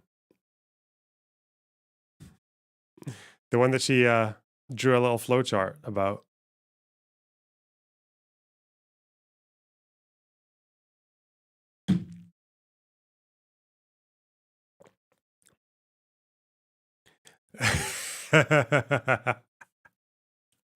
Did you go? I wasn't invited. I don't really know if gangbangs are for me, though.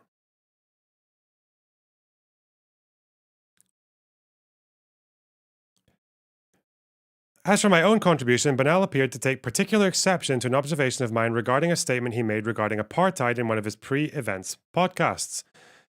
During that particular podcast, Bonnell stated he doubted either Finkelstein or I would be watching. In fact, and since I hadn't previously heard of Bonnell, had not previously come across anything he had published on the Middle East, he apparently hasn't, and was entirely unacquainted with his views, I made it a point to watch. Full disclosure, I was at the time unaware that Bonnell had in previous podcasts identified himself as pro-genocide with respect to Israel's mass killings of Palestinians. I feel like I don't get any fucking credit for this fucking my contribution to this, because I seem to recall that I went on his stream and told him that there are alternatives to the idea that Israel just takes all the fucking land and kicks all the Palestinians out, which is what he was saying. Spoke about Oslo, Area A, B, and C, fucking all that shit. And then I think ever since that conversation, and definitely, this is before October 7th, by the way, he's been like pro two-state solution. I don't know. I feel like I don't really get any credit for being the person who like challenged that take. Whatever.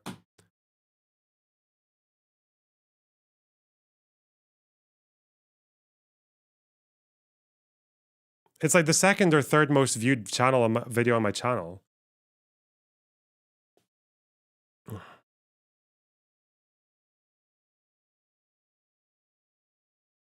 Just do a Reddit post. Yeah, I don't know. I thought that was. Hang on, where is it? I remember that.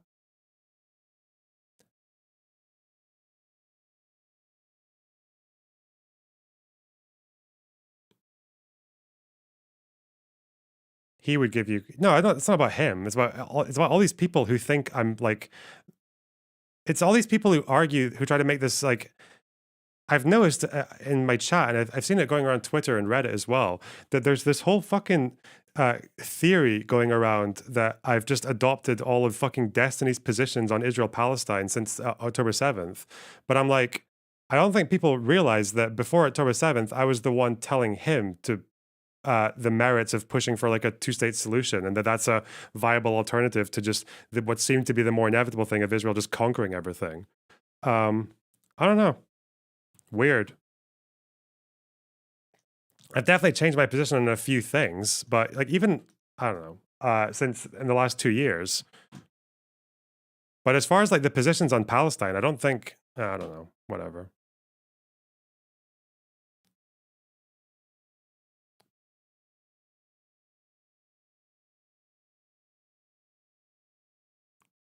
Strange. You do have audience overlap now. Well, that's a thing. I'm not denying that.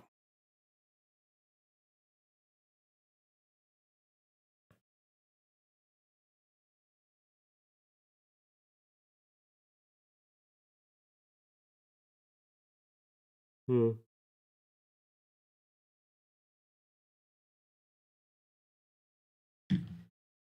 But where is it? Ugh. Chud logic. Not him.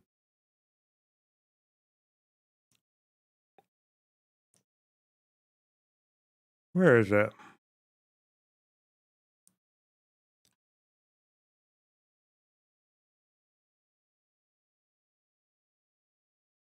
It was here 6 months ago. That was the whole meme, was stop advocating for genocide. It wasn't even really like a debate because I just started telling him things about like Oslo and shit like that, and he was just like listening to me, and we were just became more of a chat. But I don't know. It was over this. It was over this, right? Like, especially people of different. Huh. What do you think's the right move? Like, I think that Israel.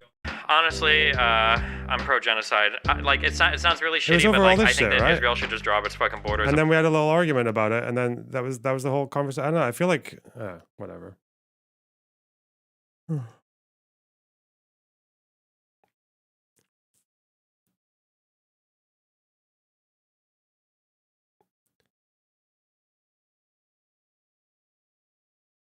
Fuck knows.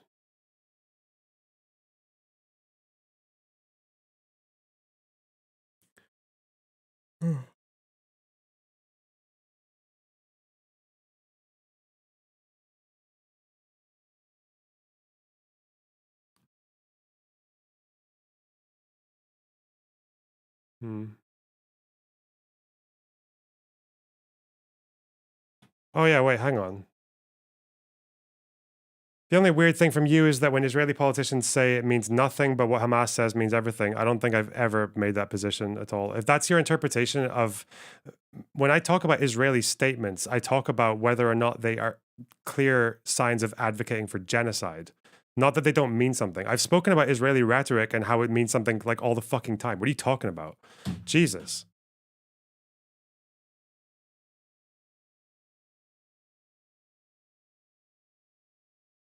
But yeah, like even on day 2, I think of the attack, like the first fucking video I made after the breaking news was attacking the left-wing response, because I was expecting a lot more far leftists to be like, oh wait, actually Hamas are kind of fucking insane. But I just didn't see that much of that. I saw maybe kind of like passive or sort of silent, reluctant condemnations at best, or just full-throated support at worst. And then to this day, you still see like big fucking bread tubers retweeting Al fucking Quds news network and shit. Yeah, I feel like I was already diverging with the standard left-wing opinion on this, like from the second day, or I'd even done it like years ago. But people think that my fighting with fucking left-wingers on, did anyone remember this? Like, I've been fighting with far left people in Palestine for quite a while, but for some reason like I've noticed that there's this trend going online that people think I picked that up from like Destiny in the last 6 months. Yeah, doesn't make any sense. Whatever. Okay.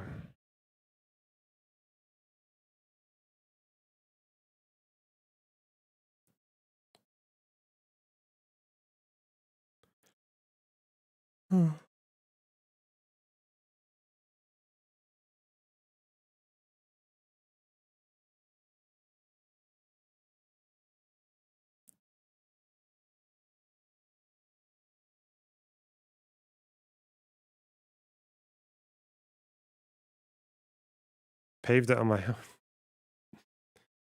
Yeah, well.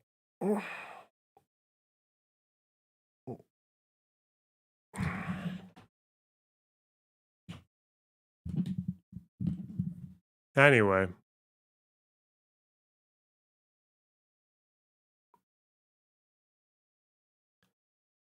Is boogeyman energy? No, I don't know.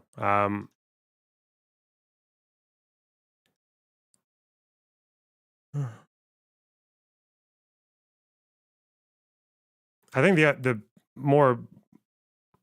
No, I think it's a bit more. I think it's a bit more than that. I think it's also because there just aren't that many creators, barring like probably me, Destiny, and Dylan. I don't think apart from us three, there have been that many people taking like what really are just kind of more or less standard center left positions on foreign policy. But people see that and I don't know. But they act like it's something novel. Yeah, it's weird. Because the rest of the internet's just so fucking polarized. The rest of our space. You think Destiny's a bit to the right of you? Yeah, of course he's a little bit to the right of me. Not that much, but yeah.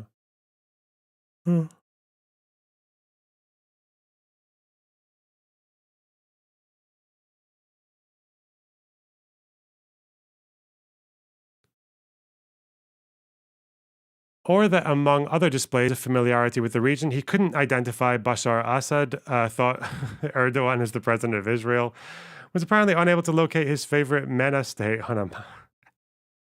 Bruh. Center equals far right. True. Center left is far right, actually.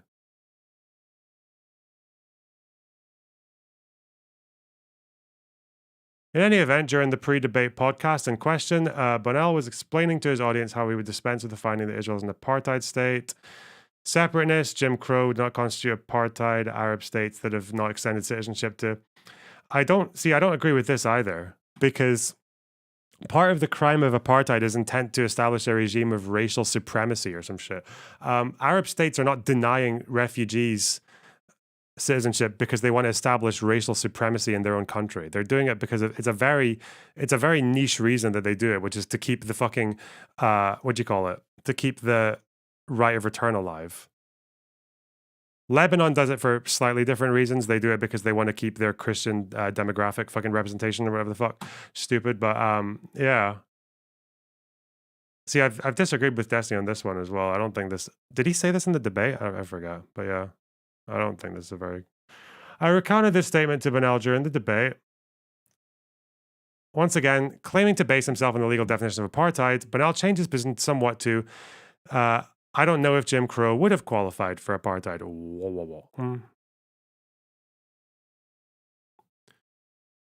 For good measure, he added, just like if Israel were to literally nuke the Gaza Strip and kill 2 million people, I don't know if that would qualify. Is this really what we're... Okay. The nuke argument is like, again, there's no, it kind of goes both ways because there's no way that Israel would nuke Gaza and you wouldn't be able to infer genocidal intent for them doing that because they have no military justification to do it, like not even approximating. But it's to illustrate the importance of dollar specialis, I'd imagine, because if Israel did nuke Gaza and it turned out that you could actually look into the brains of every single decision maker and you found out that the reason they were doing it was because they thought it's either this or the fall of the third temple and this is the only way we can win the war, that wouldn't be dollar specialis. It would be a crime. It would be a pretty fucking horrible thing, but it wouldn't be genocidal intent. Like, yeah.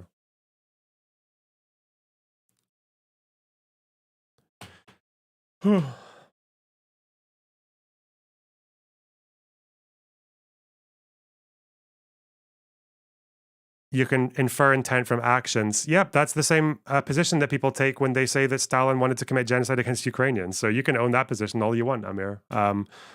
Actually, that's not what dollar specialis means. It doesn't mean you just infer it from actions. You can infer it from actions, but you generally need a bit more than just the actions. But unless the actions are so clear that there's no other possible means of intent. But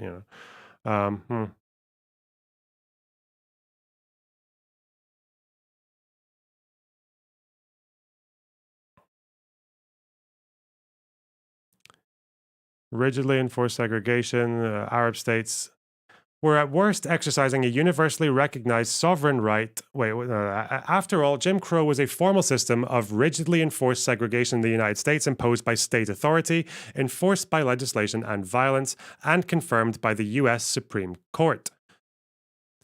By contrast, Arab states were at worst exercising a universally recognized sovereign right to not extend collective citizenship to foreign refugees in their territory. Rather than clarify his position, he quickly changed the subject to Israeli civilian casualties on October 7th. This is a pretty soft way to place.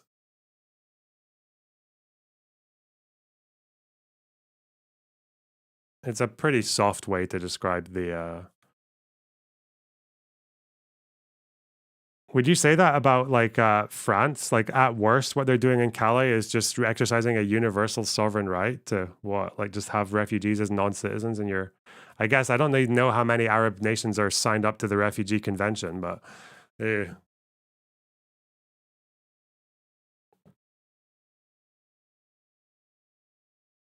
Perhaps Bonnell thinks there's a state named Arabia that is withholding citizenship from its Palestinian minority, or simply doesn't know or care to know how apartheid operated in his own country. Wow. What is certain is that he is entirely unaware that Jim Crow served as a model and inspiration for the South African white minority regime's racist policies, which bequeathed us the term and crime of apartheid.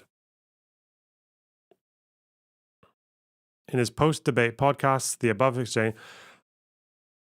Could you say that Jim Crow, they would have been doing apartheid at a state level? Because obviously the national level was different, right? The Constitution was all about fucking, we're all equal in the eyes of God. But then there were lots of ways of working around that. And even when the federal level, they would have equality stuff enforced, it would still not go to the states because the states could circumvent it.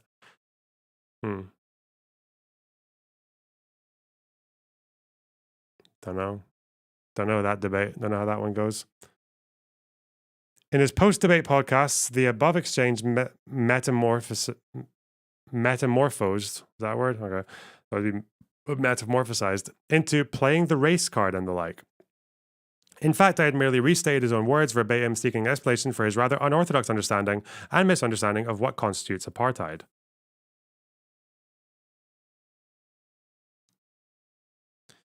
But the above incident was trivial compared to Bonnell's multiple victory laps concerning two legal terms, mens rea dollar. Oh God, I don't give a fuck. I don't give a fuck. This is boring. That's mens rea. It's called dolus specialis. The most important part, special intent. That's mens rea. Yes, I understand the state of mind, but for genocide, it's called dolus specialis. It's special intent. Did you read the case? Inaudible. Oh no.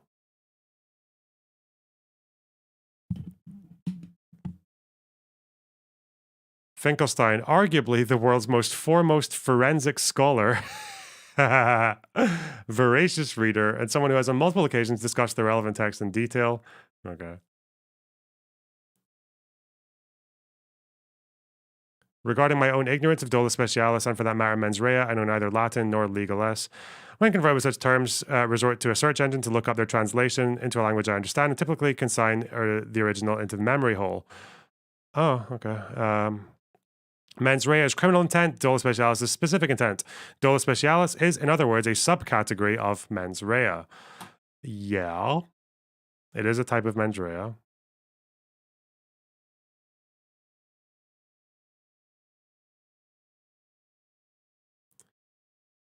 South Africa, Israel, oral arguments speak only of intent, but they're referring to Okay.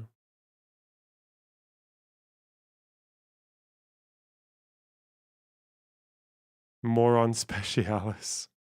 Oh yeah, this is when Finkelstein cited a case about someone who was actually found to have mens rea but not dolus specialis because they were aiding and abetting people who did have dolus specialis. It was really silly. All right. I don't care. This is boring. Stupid. That was a long Twitter thread. It was unnecessary. Don't need it.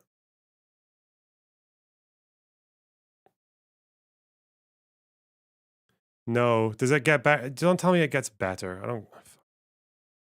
It's all just the same arguments. I don't know why people are still rehashing this debate.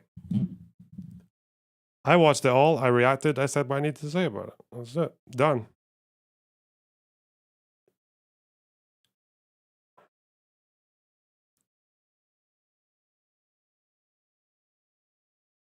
Hmm.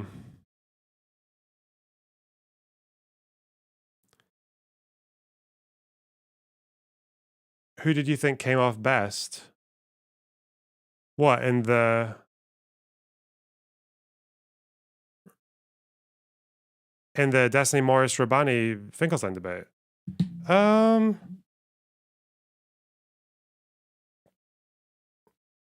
trying to think came off best in the terms of like my own opinions or just in terms of like who looked the best, maybe to someone who doesn't know it.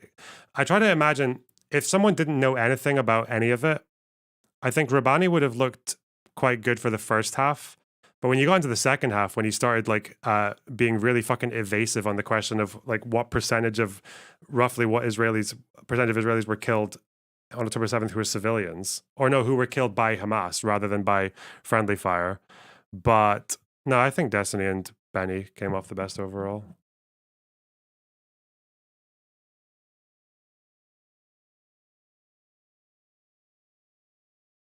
I think the Benny Muin discussion of the first half was quite good, though. I thought they both kind of carried the most of that conversation because Destiny was staying out of the history stuff. The Hamas stuff was first half. I thought the first half was transfer, not Hamas.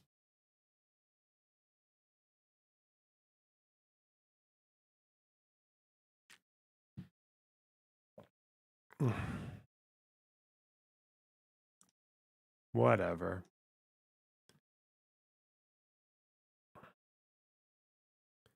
If you were doing a geo debate and you're on the Palestine side, who would you want on your team and to debate? That's a good question.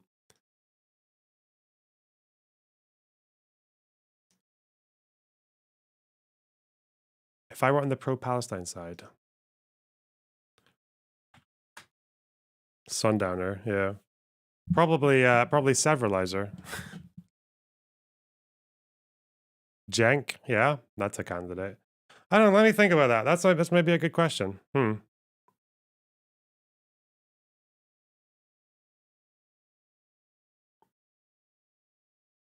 Honestly, and this is going to trigger the absolute shit out of some of you guys, but if I'm getting to choose who I'm against as well,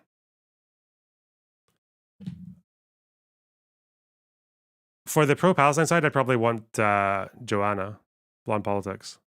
But also, my other choice would be for the pro-Palestine side. If I get to choose the opponents, I'd probably want. This is gonna. I'd probably have Destiny on my side because it was me and him against like Ben Shapiro and Traveling Israel. I think that'd be a good debate.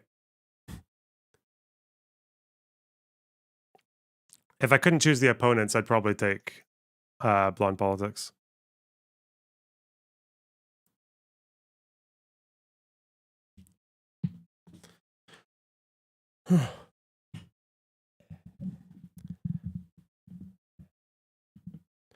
You and Khalidi versus Shapiro and Morris on the peace process. Bro, I'd probably be... I feel like... That would be hard. I'd probably do that. Yeah.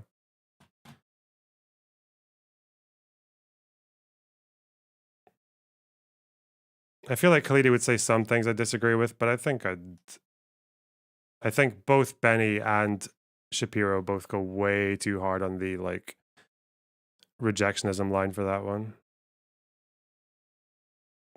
I think it's a bit more nuanced than they make it out to be.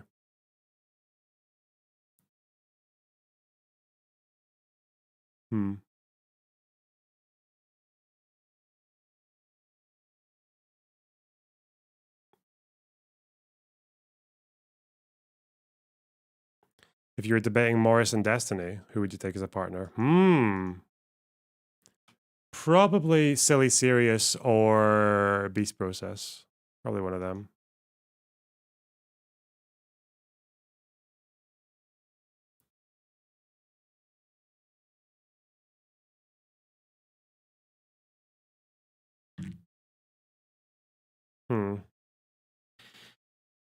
Speaking of,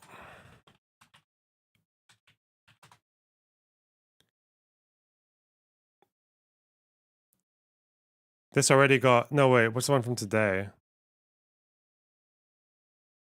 Piers Morgan versus Ben Shapiro on Israel, Hamas, Candace Owens, and more. Ooh. This is from yesterday, is it? 23 hours ago. I want to see this. All right. Let's see.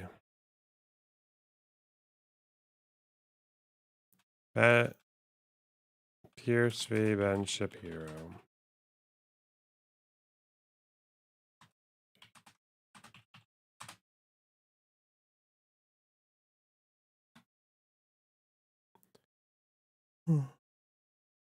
I'm still so fucking tired. I don't know. Don't know what's happening to me. All right. It's one of those weeks. You're going to co-host a fundraiser for Donald Trump. Yesterday, Trump said this. You have to finish up your war. You have to finish it up. You got to get it done. Did he mean Israel should be able to continue to try and eliminate all of Hamas? Or did he mean they should bring things to an end now? And they should What is this music? What fucking millennial first day on the job editor move to try and find peace? The world does not seem to have the attention span to maintain any level of support for anyone, whether you're talking about Ukraine or whether you're talking about Israel, for a prolonged period of time in a war against a terrible enemy. And so when President Trump says something like, you need to finish this up, I think that he's speaking a baseline truth there. A majority of people in Israel want to get rid of Netanyahu. What the polls show is that Israelis would love to have another election, but they've had 5 elections in 4 years. It's always sort of weird when people talk about Israel needs a new election. They have more new elections than Taylor Swift has outfit changes during one of her concerts. I am dressed up as a Candace Owens. Oh no. Bro, this Rabbi Shmuley, he's such a fucking loser. What a dick. What? Who does he think he's impressing?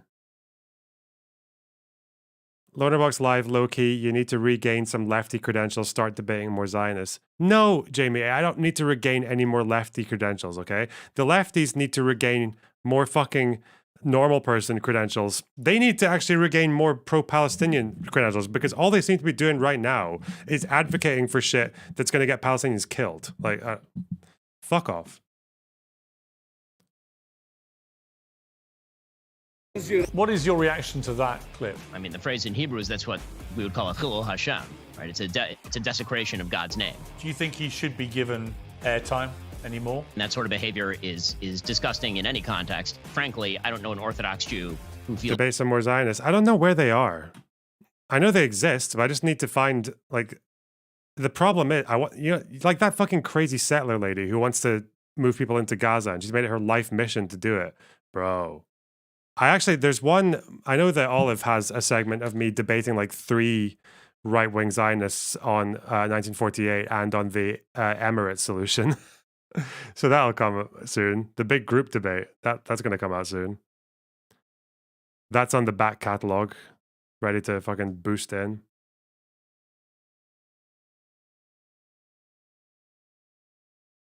Feels differently about that, not one. Candace Owens, who's now left Daily Wire. Was she fired or did she leave of her own volition? As far as the free speech situation, what I will say is that no company has the obligation to literally pay anyone. The UN Security Council is demanding an immediate ceasefire in Gaza after the... To be fair, I haven't had that many debates with pro-Palestinians either. Have I? Not recently. Maybe that's the problem. Maybe I've been fighting them enough. I only fight them in my chat. Or react to them. What we got here? When's the last time I debated a pro-Palestinian person and it got uploaded to a segment? There was that Sultan Skinny guy. I was so wired for that conversation. See, I haven't actually done it for a long time. Not since, Vosh, I guess. That wasn't really debate, though. Grace Thorpe?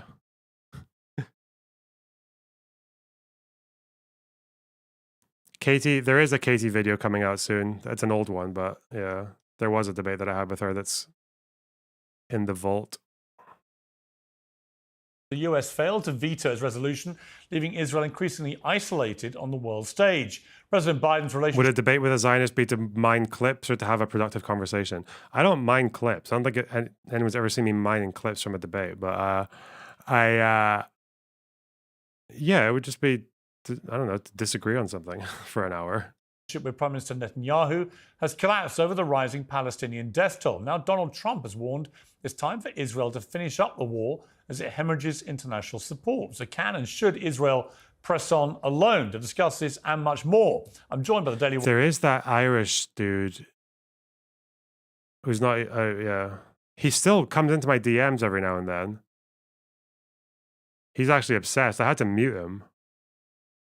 He's been DMing me fucking frequently for quite a while now. God.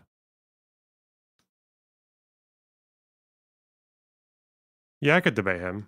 Wire's editor emeritus and host of the Divided States of Biden on Daily Wire Plus, Ben Shapiro. Ben, great to see you. Hey, good to see you, Piers. How are you? You know, hanging in. How are you? Awful wonder. Who? It's the Prometheus Unbound guy, is what it's called. How many people ask you that question? Yeah, I don't get that too much, so I was kind of surprised by the question, honestly. I'm going to come to some stuff God, that's he's so chirpy. involved you recently, but let's start with Israel. You're going to co-host a fundraiser for Donald Trump. Yesterday, Trump said this. That being said, you have to finish up your war. Finish it up. You got to get it done. And I'm sure you'll do that. And we got to get to peace. You can't have this going on. And I will say, Israel has to be very careful because you're losing a lot of the world. You're losing a lot of support. Uh-oh. But you have to finish up. You have to get the job done. And you have to get on to peace. What did you make of what he said there? There's been a bit of disagreement about what he intended to mean. Did he mean Israel should be able to continue to try and eliminate all of Hamas, whatever it takes to finish that job? Or did he mean they should bring things to an end now? They've done enough and they should now move to try and find peace? So I actually did co-host a fundraiser with President Trump last week, and we did briefly speak about this topic. My impression is that President Trump is saying what is certainly true here, which is that the clock has been ticking on Israel literally since October 7th in terms of finishing up its operation. The world does not seem to have the attention span to maintain any level of support for anyone, whether you're talking about Ukraine or whether you're talking about Israel, for a prolonged period of time in a war against a terrible enemy. And so when President Trump says something like, you need to finish this up, I think that he's speaking a baseline truth there, which is that Israel does need to hurry and finish this up. And frankly, they should have been moving faster in the first place. I think it's more of a PR point than it is an idea that Israel should stop, for example, by not going. It is true that public approval is dropping for Israel. So if they're going to do something that's going to make the world angry, they should get it over and done with before the world turns harder and harder against them. But the problem with that is that you shouldn't be making your military decisions based on opinion polls around the world. Like, if Israel has a way of going into Rafah and finishing the job in a way that is going to incur less civilian casualties, but they need to wait a month and lose popularity while they do it, they should choose that over going in now in a more dangerous way, right? Like, that's...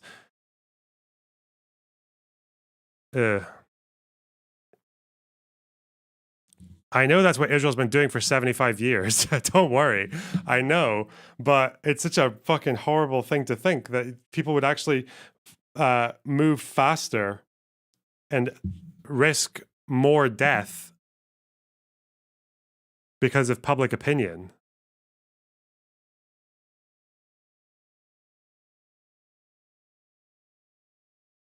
Not good. Going into Rafah. I don't think that's what President Trump is saying there. Do you feel comfortable, Ben? We've talked about this war a lot. Do you feel comfortable about a full assault on Rafah if 1.5 million people remain in that vicinity, including majority women and children? Because it would obviously be, in that instance, devastating in terms of civilian casualties and would pour even more pressure on Israel and lose them even more support. I mean, do you think this is the right strategy? Well, I think that Israel is pretty united in its belief that it is. And Israel, I think, is best positioned to adjudicate its own interests when it comes to things like you're talking about, whether it's international support or the future of the Gaza Strip. My understanding is from all of the public discussions that have been happening that there's significant discussion about how to try to move civilians out of the way. One of the big problems has been that Egypt won't open the gate, even temporarily, to allow enough civilians outside of Rafah so that Israel can perform operations inside of Rafah. I don't really get why Arafat is blamed for taking too long to accept the Taba Accords. Surely Sharon should get the most blame for dropping them. That's the argument I used to make. I don't.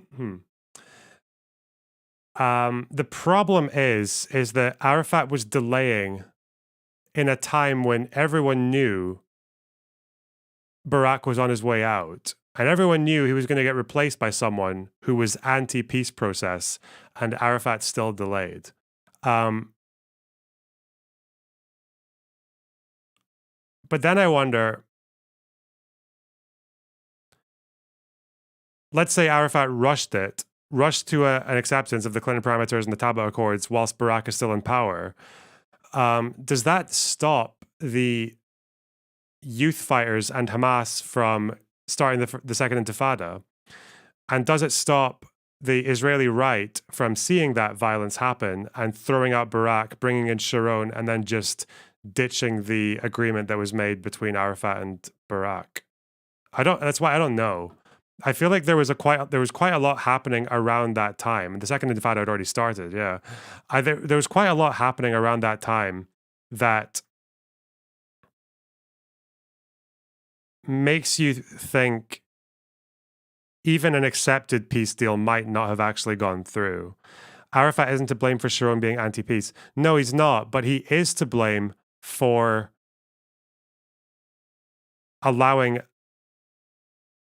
basically waiting until an anti-peace person came into government. I don't think, because he took he accepted the Clinton parameters too late. When the second intifada started, he didn't do anything to try and stop it. He basically he did like all the things you would do if you wanted to get Sharon in. But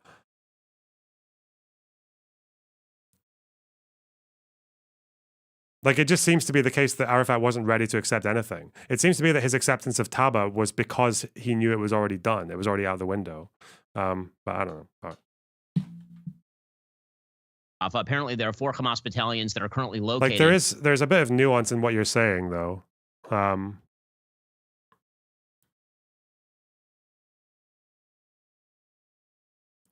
But yeah, I don't think it lets Arafat off the hook either. I don't know.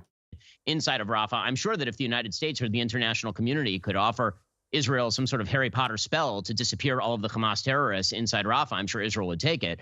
The last thing Israel wants to do is maximize civilian casualties. What's been perfectly obvious is that Hamas has precisely the opposite view. They would love to maximize civilian casualties because the increasing civilian death toll, as you pointed out, has been the single factor that's been leading to increased pressure on Israel to leave Hamas alone. What do you make of Biden really turning on Netanyahu? I mean, this decision not to veto this resolution. Shapiro thinks he's trying to appease the Michigan vote, right? Really, in Probably. the American administration under Biden, reining back its support of Israel. How significant is that? And what do you think about Biden doing this? I mean, obviously, I think that he's morally wrong to abstain from a resolution that seems to disconnect the hostage situation from the ceasefire. All of the versions the United States had been pushing prior suggested that in order for a ceasefire to be called for or attained, there had to be a release of the hostages. This particular version of the UN resolution sort of separates off the two issues, doesn't mention Hamas, doesn't mention October 7th. That's the point of contention with regard to the UN Security Council resolution the United States abstained from. As far as the sort of increased pressure that Biden or Chuck Schumer, the Senate Majority Leader here, have been putting on the Netanyahu administration, frankly, I think it's political dishonesty. I think that they're Has that really been claimed? Oh, yeah. Well, it's been claimed by both sides, though. The people who did the uncommitted vote are saying that they are the ones who have pushed Biden to change his rhetoric, which might be true. I think they've overstated how many of them voted uncommitted, because I think the number of people who voted uncommitted was like 13%, whereas it was only 11% in 2012. But yeah, people on the right have actually said that that Michigan has dragged Biden to the left, and he doesn't actually believe what he's saying. Yeah. There are a lot of members of the Democratic Party who are very critical of Israel's government full scale. They're trying to put it on Netanyahu because they realize that a lot of the sort of liberal Jewish base in the United States that votes Democrat supports Israel, but also doesn't like Netanyahu very much. But they're ignoring the central reality in Israel, which is that there is full-scale public support for going into Rafah from right, left, and center. The current government of the state of Israel is a war cabinet, including the chief rival to Benjamin Netanyahu, Benny Gantz, who just visited the United States, and in fact was treated to much of the same language by the Biden administration. So to suggest that it's sort of Netanyahu's own political domestic manipulations leading to his desire to go into Rafah, Netanyahu is in fact correct when he suggests that there is broad public support for going into Rafah. And in fact, if the current war cabinet does not go into Rafah, there's a very solid chance that the government of Israel falls in their new elections. I mean, that is true about the support, definitely, but it's also true that a majority of people in Israel want to get rid of Netanyahu. So this is a support for... But not during the actual conflict, right? What the polls show is that Israelis would love to have another election, but not right at the moment, meaning that they've had 5 elections in 4 years. It's always sort of weird when people talk about Israel needs a new election. They have more new elections than Taylor Swift has outfit changes during one of her concerts. It's not as though there's a lack of elections. I do find it sort of strange that there's always a call for new elections. What? Low-key, you need to regain some badass credentials. Start watching more funny chut clips. What? What do you mean? What does that mean? In Israel, which again has many, many elections, I have yet to hear for a call for elections in, say, the West Bank or Gaza Strip, where there has not been an election since 2005. And there's a reason for that. And the reason for that is because everybody understands if there were an election in the Gaza Strip or West Bank, Hamas would actually win. What I don't understand about Israel's strategy is how they perceive actual victory. Yes, you can take out the 30 to 35,000 Hamas terrorists. Yeah, maybe they can do that. And maybe in the process of that, they kill tens of thousands more civilians and have to deal with the contention that will cause worldwide. And maybe Israelis don't care about that part as long as they get rid of Hamas. So let's get to an endgame where Hamas has gone.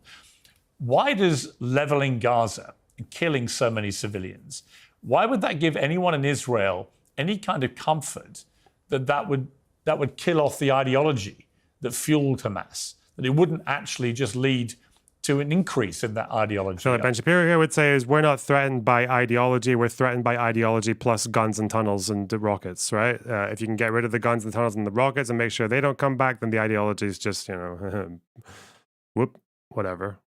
Maybe they'll say that, who knows?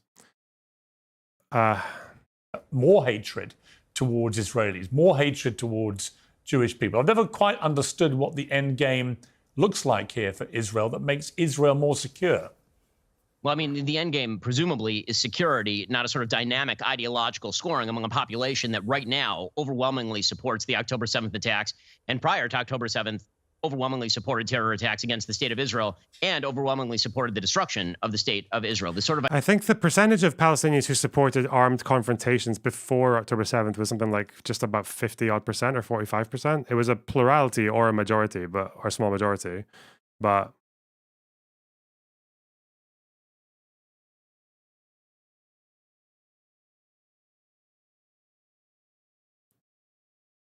yeah, no, you guys are right. I do need to. The problem is I haven't been fighting with red line. I haven't been fighting with pro-Palestine leftists enough. What the fuck? Of course, I knew this would happen. This is not the only one. I did this video comparing Trump and Biden. I was like, I'm not going to get into the genocide debate because it's not for them. Okay, I just need to show you the differences. And this person here, the difference is a slow-moving genocide versus a medium-speed genocide. Incredible insight. Holy fucking shit. Oh God, I need to fight. I need this person. I need this person right now. What's his phone number? Fuck. I'm joking. Don't get his phone number. Idea that more conciliation from Israel was bringing about peaceful conditions with the Palestinian Authority or with Hamas has been obviously proved false by the fact that Israel literally withdrew all IDF forces from the Gaza Strip in 2005. Hamas took control. They spent the last 20 years turning it into a giant terror base. From the Israeli perspective, my assumption is that what they are figuring is degrade Hamas's military capacity such that they cannot be an offensive threat to the state of Israel, and then try to enact some sort of military control of the area sufficient to prevent any future threat from arising from that area. I'm sure that Israel would love to hand the area over to Egypt. Egypt says no. Egypt doesn't want any part of it. Israel would love to hand it over to Jordan. Jordan says no. Jordan doesn't want any part of it. Israel's tried to hand it over to the Saudis, to the UAE, to the United States, to literally anyone. No one wants to run that area specifically because the population is already quite radicalized and was radicalized before October 7th. And so what you're probably going to end up with, and I said this, I think, the first time I appeared on the show, which was shortly after October 7th in this context, what you're probably going to end up with is some form of joint military rule in the Gaza Strip in which Israel has the intelligence capacity to go in and conduct raids in... Did they ever try to hand it over to Jordan? Hang on.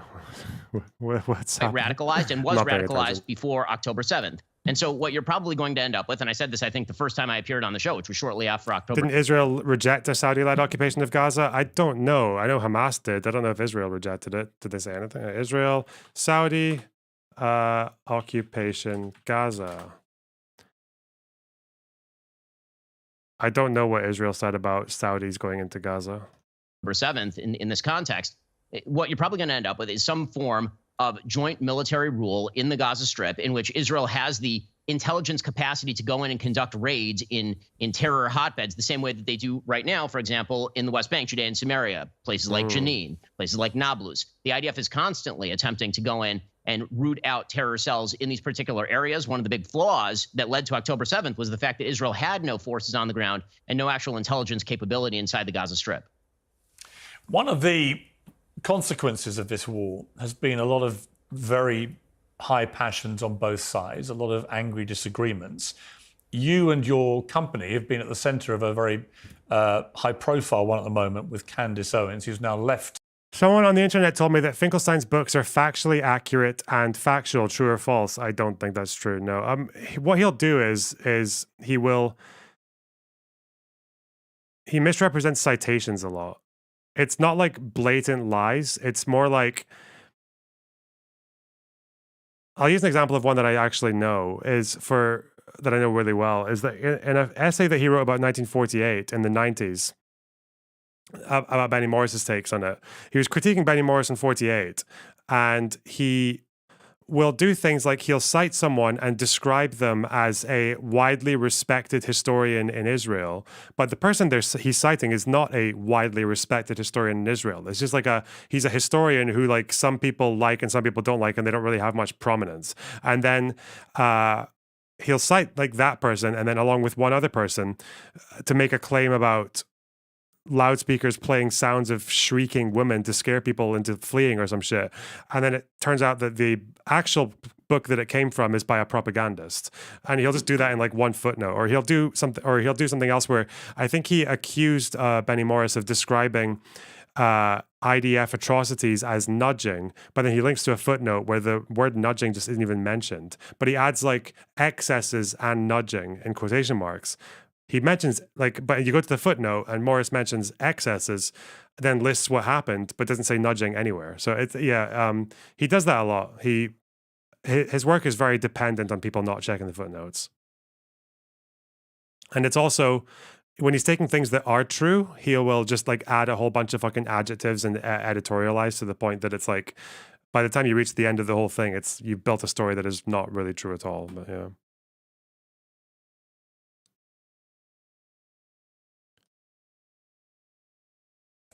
Daily Wire. Was she fired, or did she leave of her own volition? I'm not going to speak to this topic, Piers. At all?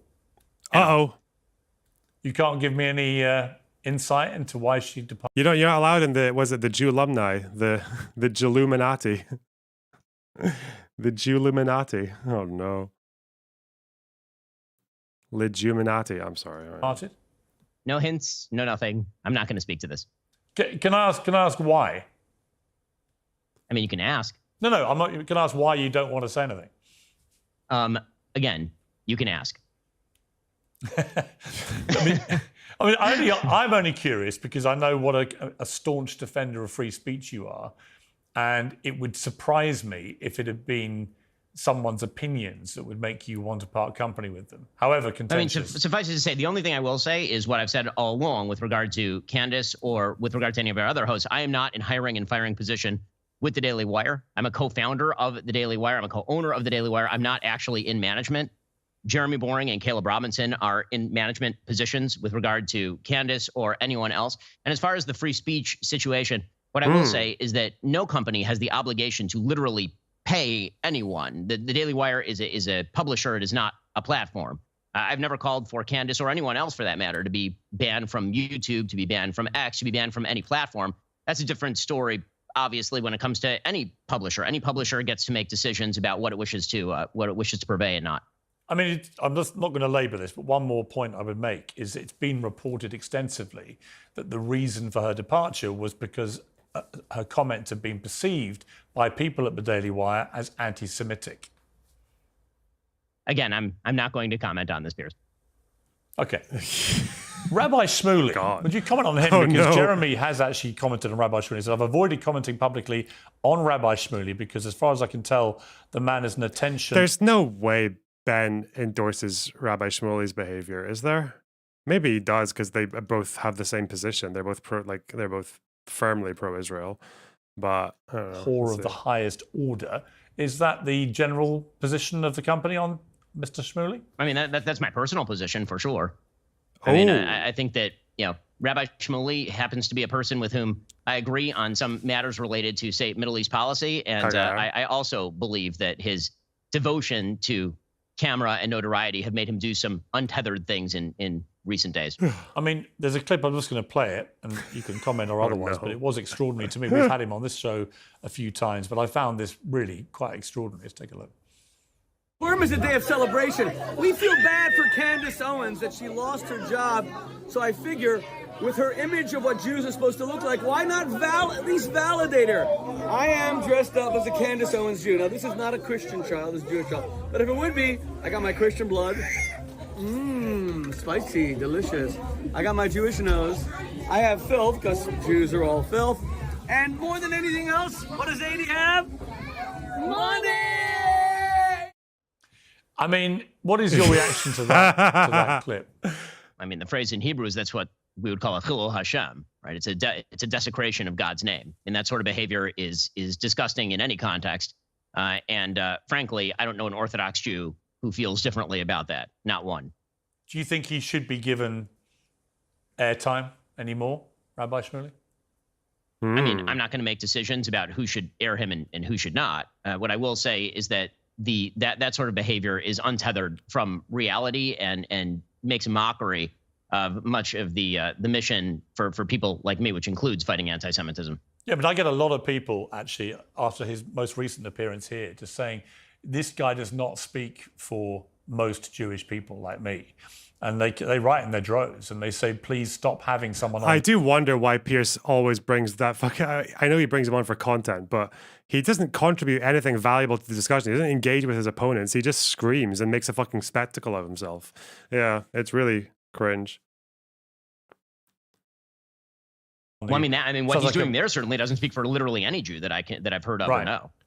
I mean, I can't speak to his positions on Israel. Again, my positions on Israel speak for my positions on Israel, but that's a different story from dressing up in... Remember when he made Finkelstein look fucking calm and collected? Remember that? He made Finkelstein look like the reasonable one. Piers had to jump in and save the day for Israel by asking Finkelstein about fucking Hamas on October 7th. The Sturmer costume to mock anti-Semitism. Ooh, I think there's that's quite, Sturmer. Counterproductive and especially given the online discourse pretty negative in pretty much every way I can think of. Yeah. Russia and what happened there with the terror attack by ISIS-K. People have made some parallels. They said, look, there's a massive terror attack on the heart. If you're looking for a non-religious Zionist to chat, I'd be happy to step. No, when I say Zionist, okay, I don't mean fucking you guys, all right? Like the Israelis or the Jews in my. I don't mean like, because people in my community, the Zionists in my community, are like generally left-leaning people who just think Israel has a right to exist. I'm not talking about them. I'm talking about your traveling Israels and your Rabbi Shmulis and your Ben Shapiros, all right? Yeah. The Emirates solution guys, God, they were good. They were good content. They were good to argue with.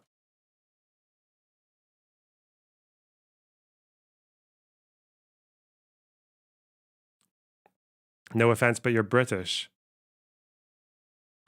Okay. Part of Russia in Moscow, 130 people brutally murdered. Putin and the Kremlin know where these terrorists came from and know the specific area.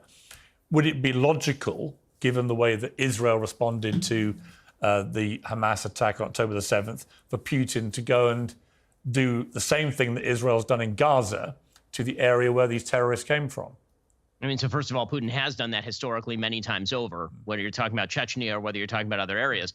And nobody seemed to bat an eyelash when it was Vladimir Putin doing that. So I'll first point that out. Second of all, I don't see the international pressure to give ISIS-K or its allies a state in the aftermath of a mass terror attack. I don't see a lot of calls for Putin to act with tremendous restraint in the aftermath of that terror attack. And it's a little bit different because ISIS are not like a ethnic and national group living in a particular area. Fuck. He did just say that's kind of like that only works if you believe all Palestinians are Hamas, bro. God. Uh-oh. Frankly, I think it's very unlikely that Putin is going to do anything like rooting out ISIS-K in the area in Tajikistan or wherever else these people are coming from. He seems more focused on trying to misdirect this terror attack into an attack on Ukraine. Which I was thinking about the other day. I can't believe that there was a fucking conspiracy theory still about why ISIS would attack Russia. ISIS-K, sorry, they're called. Very different. Do people not know how Russians have treated Muslims in the past? Whether it's in fucking Chechnya or the fact that they're literally in bed with Assad while Assad fights with ISIS, or the amount of fucking shit that they do in Africa where a lot of people are Muslim? Yeah. It's ISK. Sorry.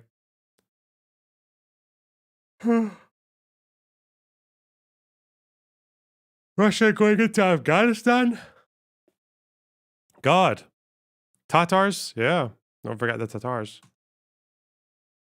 which is, I think, pretty disgusting. Yeah, I mean, it is disgusting. It's completely untrue, obviously.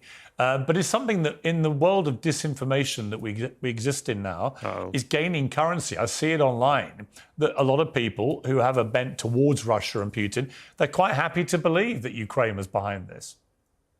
I mean, the amount of misinformation on various social media outlets is extraordinary right now. The velocity is extraordinary right now. And pretty much any conspiracy theory is capable of gaining just unbelievable legs very, very quickly. What do we do about it, Ben?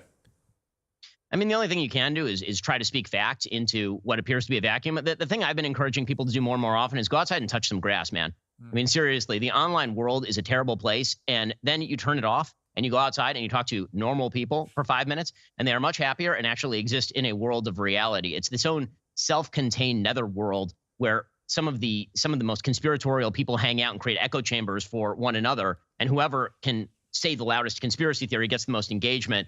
The best way to do this, I recommend to everybody, God was right, take the 7th day off, turn off your electronics, get out of the house, go to church, like, do something worthwhile with your life for 5 minutes. You know, I got into a bit of a spat with Elon Musk because I had an interview lined up with him and he cancelled at the last minute because I criticized him a month earlier. And I don't think that's the real challenge. That's for weak people. The real challenge is to just have healthy engagement with the internet. It's to go off when you don't like it and stay on when you do like it. I don't know. It's like these people who are like, I need to come away from Twitter for like a week. I just need to turn off my account. I need to get away. I'm like, bro, what the fuck is wrong with you? Like, what are you doing? What did Twitter do to your brain?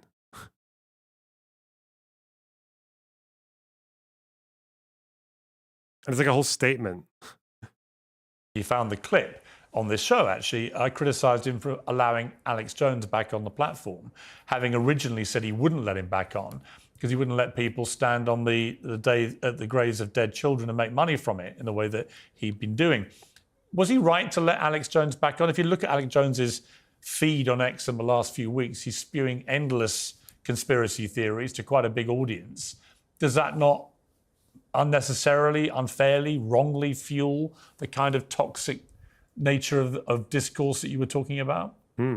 Yeah, so again, I'll go back to the distinction that I was making earlier between platform and publisher. I wouldn't hire Alex Jones or pay him to purvey his views here at Daily Wire, even if I had the power to do so.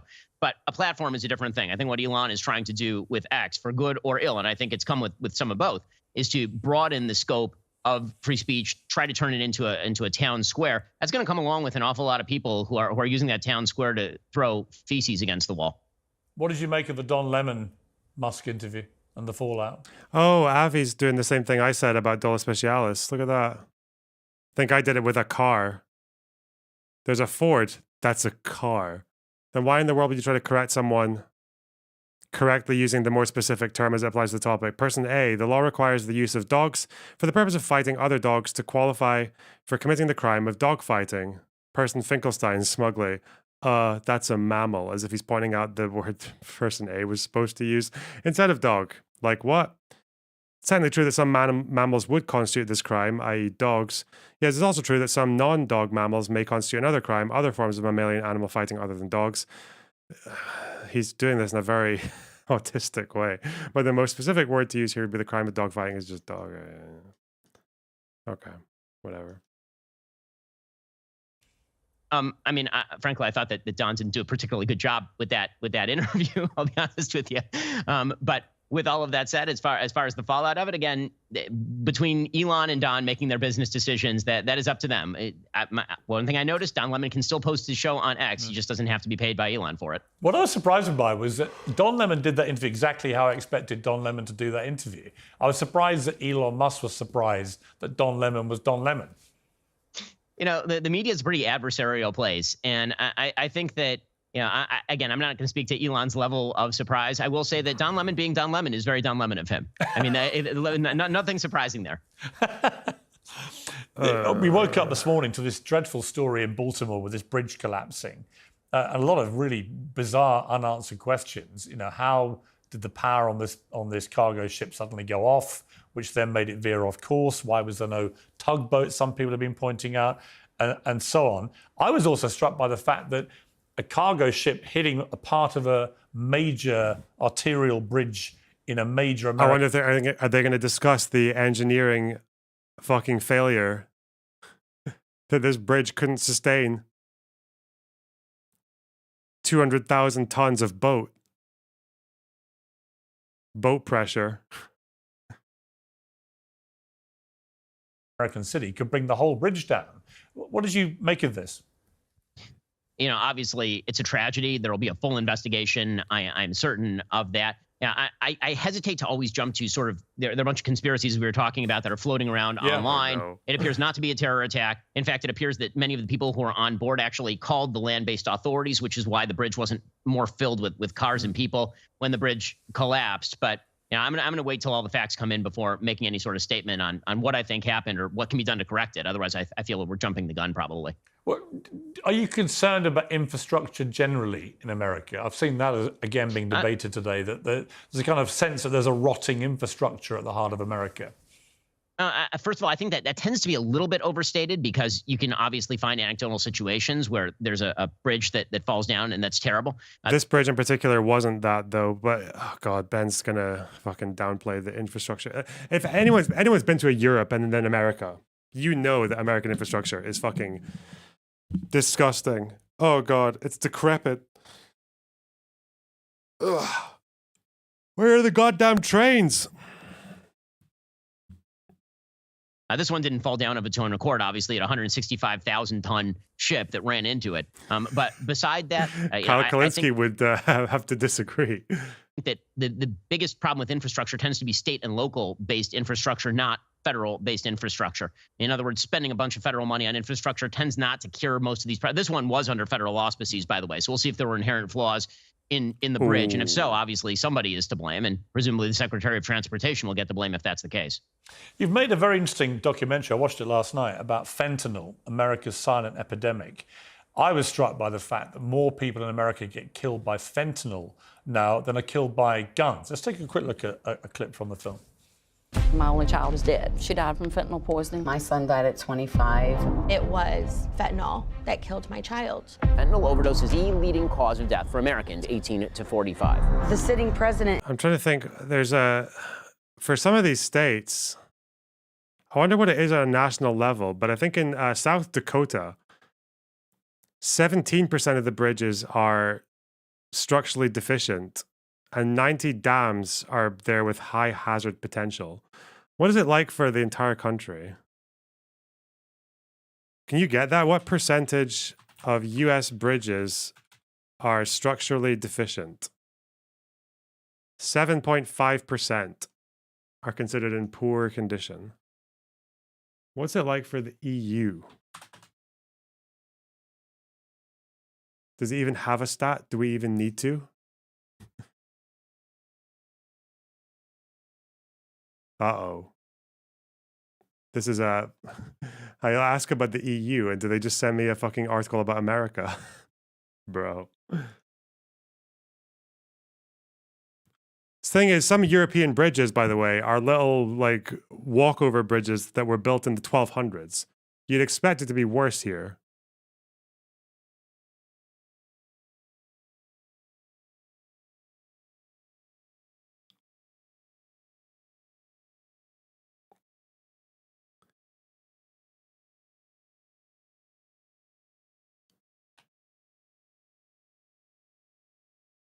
Oh well, in the US it's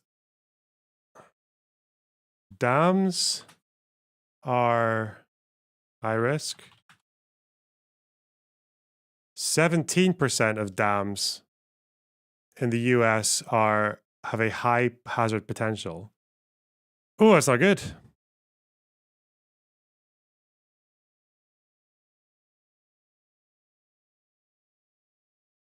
How many US bridges need major repairs or replacement? Whoa. 36% need major repairs, bro. What's it like for Europe?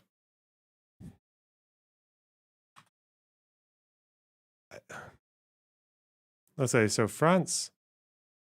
What's this 22 referring to?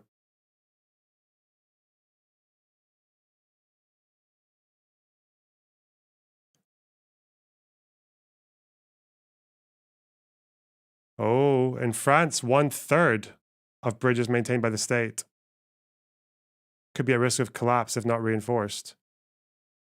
Germany, these fucking measurements are all different though, right? Because considered good, I don't know how many fucking categories there are between good and need major work. I don't know. Is supposed to put Americans first. We went to Kensington, a neighborhood of Philadelphia, to check out the fentanyl epidemic. This is ground zero for the fentanyl epidemic, the homeless epidemic. In the heart of America's towns and cities, a silent crisis leaves a trail of devastation in its wake. Joe Biden and his administration have not done anything to protect American citizens. Join me on the ground as I bring you the real-world consequences of one of the most destructive presidencies in American history. 1 degree. Fucking editing is so funny, man. Of separation between the Biden family and the kings of fentanyl. I thought it was a very powerful documentary. Oh, thanks for the Twitch sub, whoever that was. I really appreciate that. Which reminds me, guys, you guys are falling behind on the subs on YouTube. Oh, God. Today. Some shocking statistics in there. I have a what Twitch is the chat answer as well. to Where this is it? fentanyl crime? Obviously, the porous southern border is a massive part of the problem. Okay. But should there be more regulation, more laws, more control over fentanyl itself? So certainly there ought to be state-level laws that are passed that allow for drug dealers to be prosecuted for homicide if a drug dealer passes a drug with fentanyl laced into it to one of their victims, because it is in fact fentanyl poisoning. Many of the people who are taking fentanyl, using the term fentanyl overdose is probably wrong for a huge number of people. An overdose is when you take too much of a drug that you were actually intending to ingest. In many of these cases, you have somebody who's taking what they think is an Adderall, and it turns out that it's laced with fentanyl, and a grain of fentanyl or two can kill you. And so that actually is a poisoning, and drug dealers ought to be prosecuted in precisely that fashion. But you're right. The biggest issue, obviously, is the porous southern border. The first episode in this series was about the southern border. The drug cartels control the entirety of the American southern border. And right now they are using illegal immigration as actually a misdirect to get fentanyl into the country. What they're doing is flooding illegal immigrants into certain areas. The Border Patrol under Joe Biden makes it first priority to go to those areas and process the illegal immigrants who are arriving in these. Why do you get your Adderall from a drug dealer? I feel like some people do, right? If there are shortages or if they can't afford it in the United States. I don't know. I'm pretty sure I see people on social media quite regularly asking if they know anyone who knows anyone who has drugs, right? Is that not a thing? Dwayne, thanks for the $5. Lorna Box appeasement fee. I appreciate that. These areas that leaves the rest of the border completely unmanned. And while the rest of the border is unmanned, that's when you see people coming in with backpacks filled with fentanyl. That fentanyl, the precursors are coming from China. It's being processed in Mexico at largely bases that are owned by Chinese nationals. And then it's being given to, it's getting traded to the Mexican drug cartels, which are pushing it up north through the border. It really is a deadly. Also, if you don't have ADHD, Adderall is basically just an upper, right? Like it would just get you fucked up.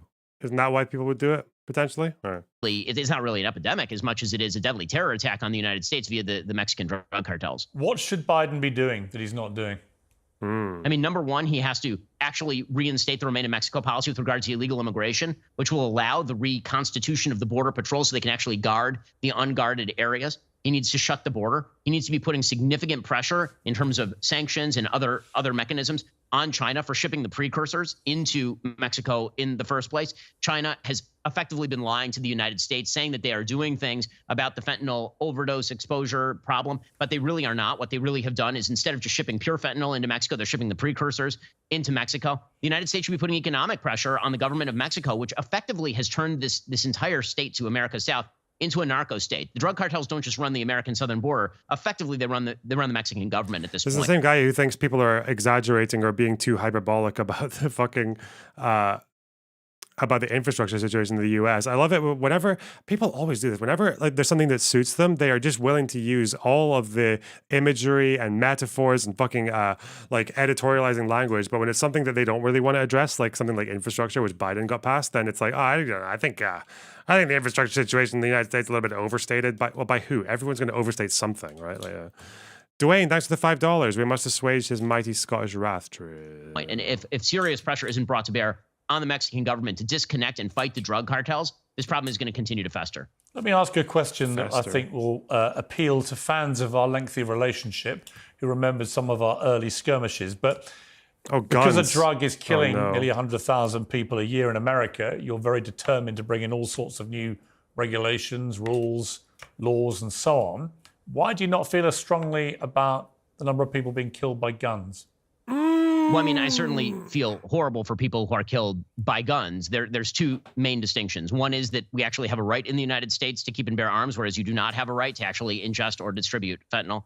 And two is that the solutions that are proposed for preventing the distribution of fentanyl in the United States are likely to be significantly more impactful than many of the gun regulations that have been proposed in order to stop the so-called gun violence epidemic. There are significant other problems that are involved with the gun violence problem in the United States, ranging from, if you're talking school shootings, mental illness, to crime problems that are responsible for the predominant amount of gun crime in America's major cities, for example. In other words, the instrument, to me, when it comes to guns, is secondary consideration, especially considering legislation already on the books in many of these places. When it comes to fentanyl, there are simple things that can be done like right this moment to actually stop this. Plus, again, you do not actually have the right to ingest or distribute fentanyl. Would you not accept, though, that if the answer to fentanyl deaths is to have less fentanyl available on the streets, would one of the answers to the gun violence epidemic in America not be to have fewer guns?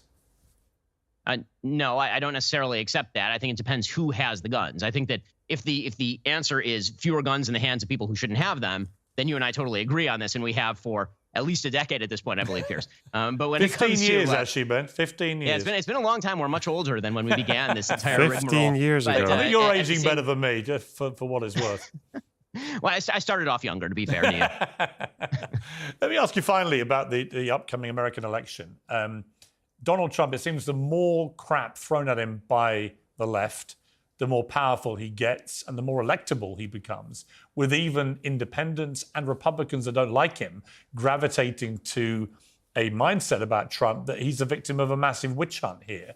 Do you think it can propel him to the White House, or did you see signs in the Republican primary season that there are too many disaffected Republicans actually to help him win a general election? No, actually, I think what the primary showed is that there are a lot of Democrats who are crossing over and voting in Republican primaries. I think that by polling data, 95% of Republicans are going to go vote for Donald Trump. The big problem is for Joe Biden. About 80% of Democrats say they approve of Joe Biden. He's the sitting president. So Joe Biden has a really bad systemic problem on his hands. It's hard to see, frankly, how he can change direction absent some sort of external considerations that change everybody's math. The economy starts to boom in such a way that people actually... What is Trump's approval rating for Republicans?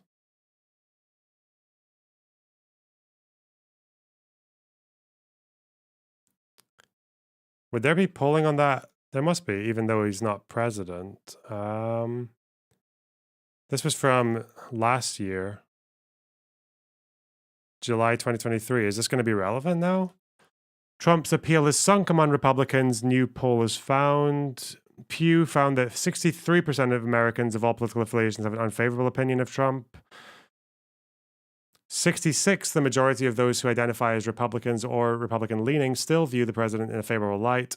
That's 9 percentage points lower than last July's. So from 22 to 23, it went down from 75 to 66%. What is it now, though?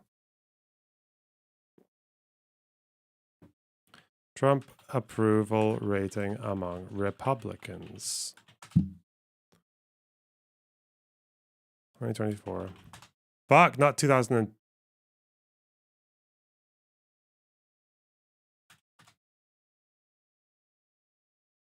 Biden and Trump evenly matched in U.S. approval ratings, but I'd want to know for the Republicans, because I mean, I don't think Trump expected to lose New Hampshire to Nikki Haley. Wasn't that unexpected? I thought he was expecting a clean sweep. Biden viewed favorably by 41% of U.S. adults versus 49 in October 2020. Oh, so it's not even that much of a drop since his last election. Okay. Trump's 42 down from 45. Uh-oh. God, they're just both so barren. Oh, shit.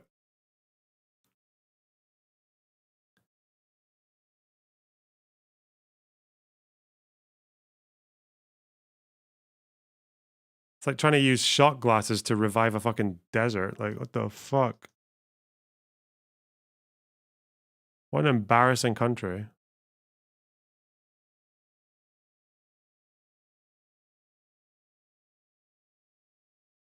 Biden's image down most among young and non-white adults. Uh-oh. Oh, God. He is getting... That lady was right. He is getting tanked by the fucking youths.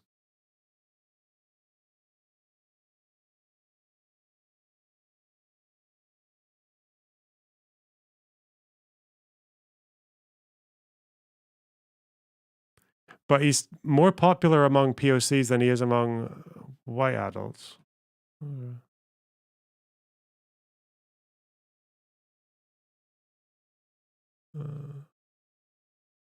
At least the youth doesn't vote. You know, that's a problem, is that Biden's victory in 2020 could have very well been owed to the unprecedented youth turnout. They turned out in higher levels in 2020 than they ever have. And if they don't turn out in the same numbers again, that could cost Biden the election. That's actually quite worrying. Fuck. Feel it, or all the foreign policy issues which are on fire right now. The world's on So you guys, it's not in your interest to just write off the youth. We need those bastards. We need them back. Those fucks. fire. All those suddenly go out and Americans change their perception of Biden. I've said before that every presidential election is a referendum on one of the two candidates, and whoever it's a referendum on loses. Right now, the election is a referendum on Joe Biden. And if it's a referendum on Joe Biden come November, Donald Trump is going to be president again. And if Trump does win, and I think your calculus is correct, if he does win, Is that going to be a good or bad thing for America? I mean, you've blown hot and cold on Trump over the years, as I have, as many people have. But would it be a good or bad thing, Trump Mark II in the White House? I think that compared to a second Joe Biden administration, I think that it would be an excellent thing. I think that Donald Trump's policy is the best part of his administration the first time around. And so I would hope for more of the first 3 years of his policy in a second Trump administration. What, if you were advising him, what would you hope for less for second time around from Trump? I mean, it's always the same thing. You know, I would hope for less of the rhetorical flourishes. I would hope for more of the unifying rhetoric, a little bit less of the freneticism. I think that what Americans really want right now is to be left alone and for there to be a feeling of stability. And it's been a very long time since we've had any of that in the United States. Most Americans, again, just want to touch grass and go back to normal. And so back to normal, if Trump could do that, it would make him immensely popular because the perception is that he can't, right? That he can't stop himself from being eccentric. But if he could actually get in the White House and then actually pursue Joe Biden's strategy, which is going to bed early at 5 o'clock p.m. every night, except with some good policies, then I think Americans would be pretty happy. I think you're right. Ben Shapiro, great to have you back on Uncensored. Thank you very much. Thanks so much. I find it hard to believe the way that Ben Shapiro, like his approach to someone like Rabbi Shmuley, like he's not tolerating that at all. But with Trump, Trump hasn't done exactly that thing, but he's made a fucking fool of himself in a million other ways. Yeah, I don't know.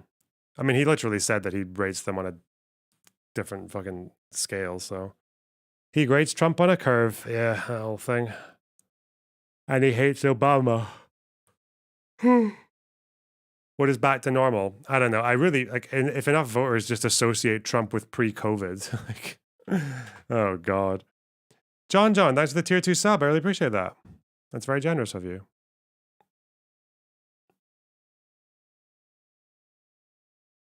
Trump benefits Israel at the very least. He, in a way, doesn't necessarily. He more than Biden is right now, for sure, but he also just encourages pretty insane shit.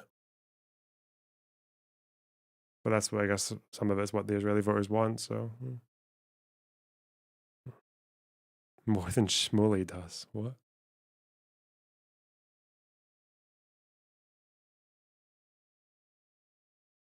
From Ben's view. Yeah, from Ben's view, Trump is great for Israel. Yeah.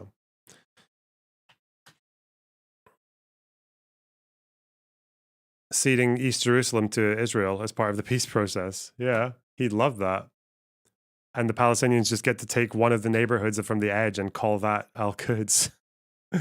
Oh, God, that's such a troll. What a fucking insane proposal. I can't believe... Oh, I was supposed to debate Brianna Wu on that, maybe. What's she saying?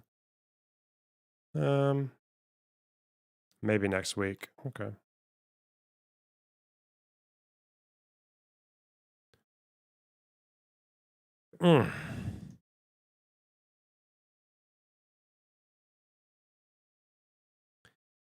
Have you read about Project 2025? Nope.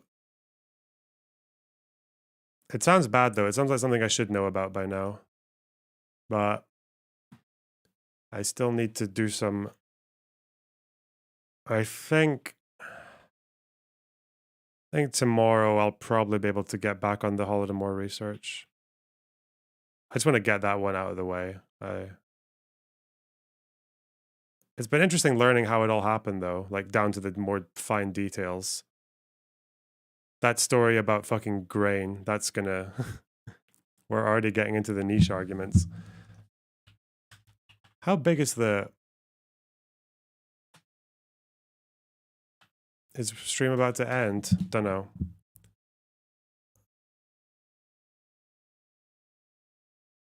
The wiki on it isn't even that big. I thought there would be a few more details on it. The grain zone, true.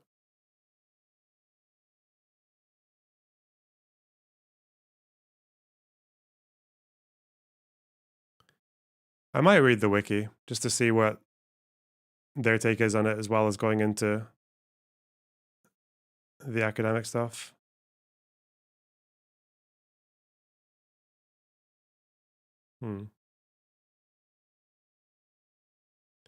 Part of a series on genocide? No.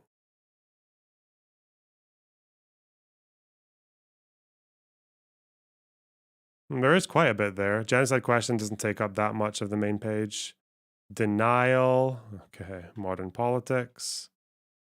Government recognition. I don't care that much about all this, like the political stuff.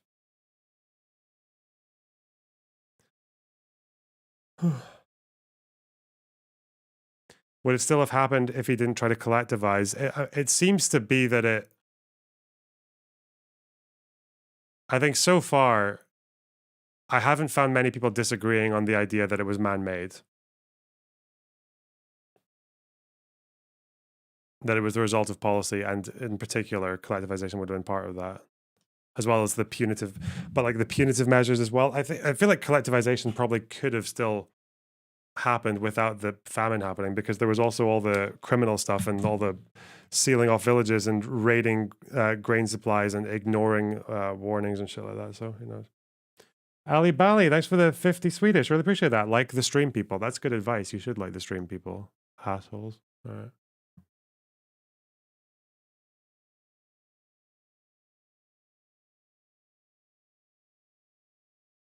No policy could protect a bridge from a fast tanker making it collapse, though. That's true. Didn't they shoot people for eating the grain? They arrested people and sent them to hard labor for stealing a handful of grain. Yeah. They shot people trying to leave their villages to look for food. Yeah.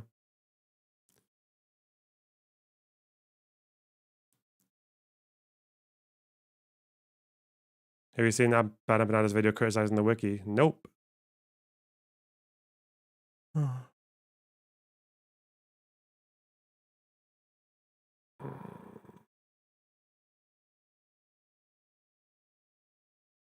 I would like to do a video criticizing Wikipedia takes on Israel-Palestine, because there are some entries in there that are fucking weird. That might be a thing.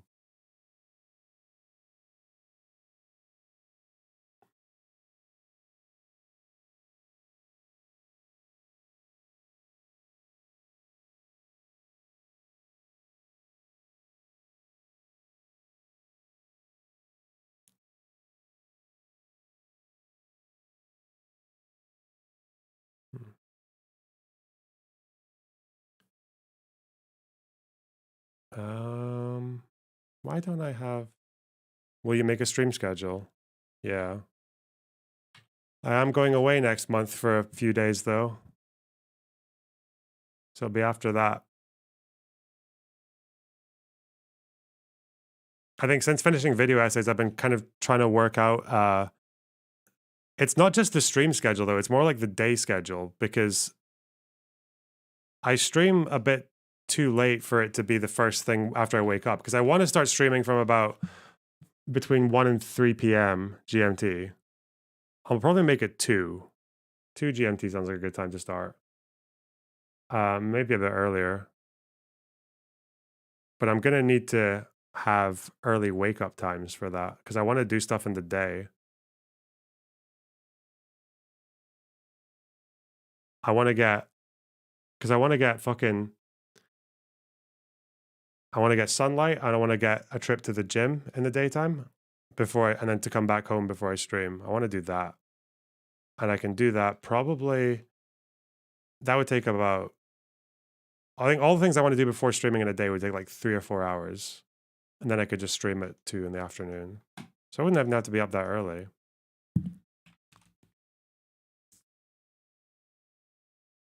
Well, we'll see. Gym is cope. Girls don't like it when you're too big. I'm not going to the gym because I want fucking to make girls like me. What the... Okay. I just enjoy it.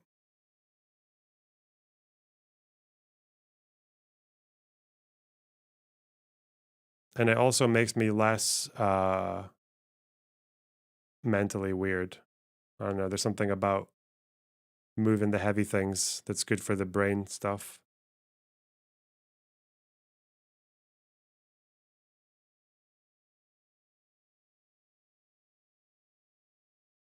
I don't understand that. If I go to the fucking gym to make women like me, why do I always wear like hoodies and fucking big shirts?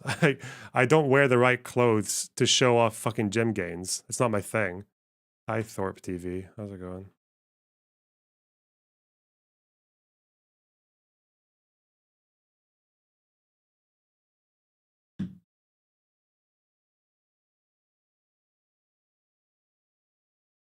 playing coy. I might just look fat. Who knows? Whatever. You guys are weird. You guys are getting too invasive. Make me uncomfortable here.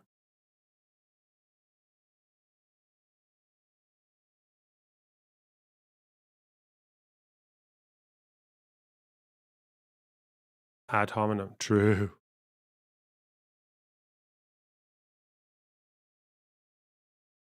Okay. Listen, guys, I'm gonna fuck off now, alright? I will see you tomorrow. Let's put it down for what's it'd be actually I never checked this out. GMT to what is the EST thing? What would it be for 2 p.m.? So ET would be 10 a.m. I could do that. That sounds like a good time. 10 a.m. ET, 2 p.m. GMT. Let's go for that. Let's see what a stream schedule like that looks like for the next little while. Maybe we'll stick to it. Maybe we won't. Who knows? All right. Fuck you guys. Where are you going next month? Secret, Sheer. I'm not letting Special Forces know anything about that, okay? All right. Cool. I love you guys. Take care. Bye-bye.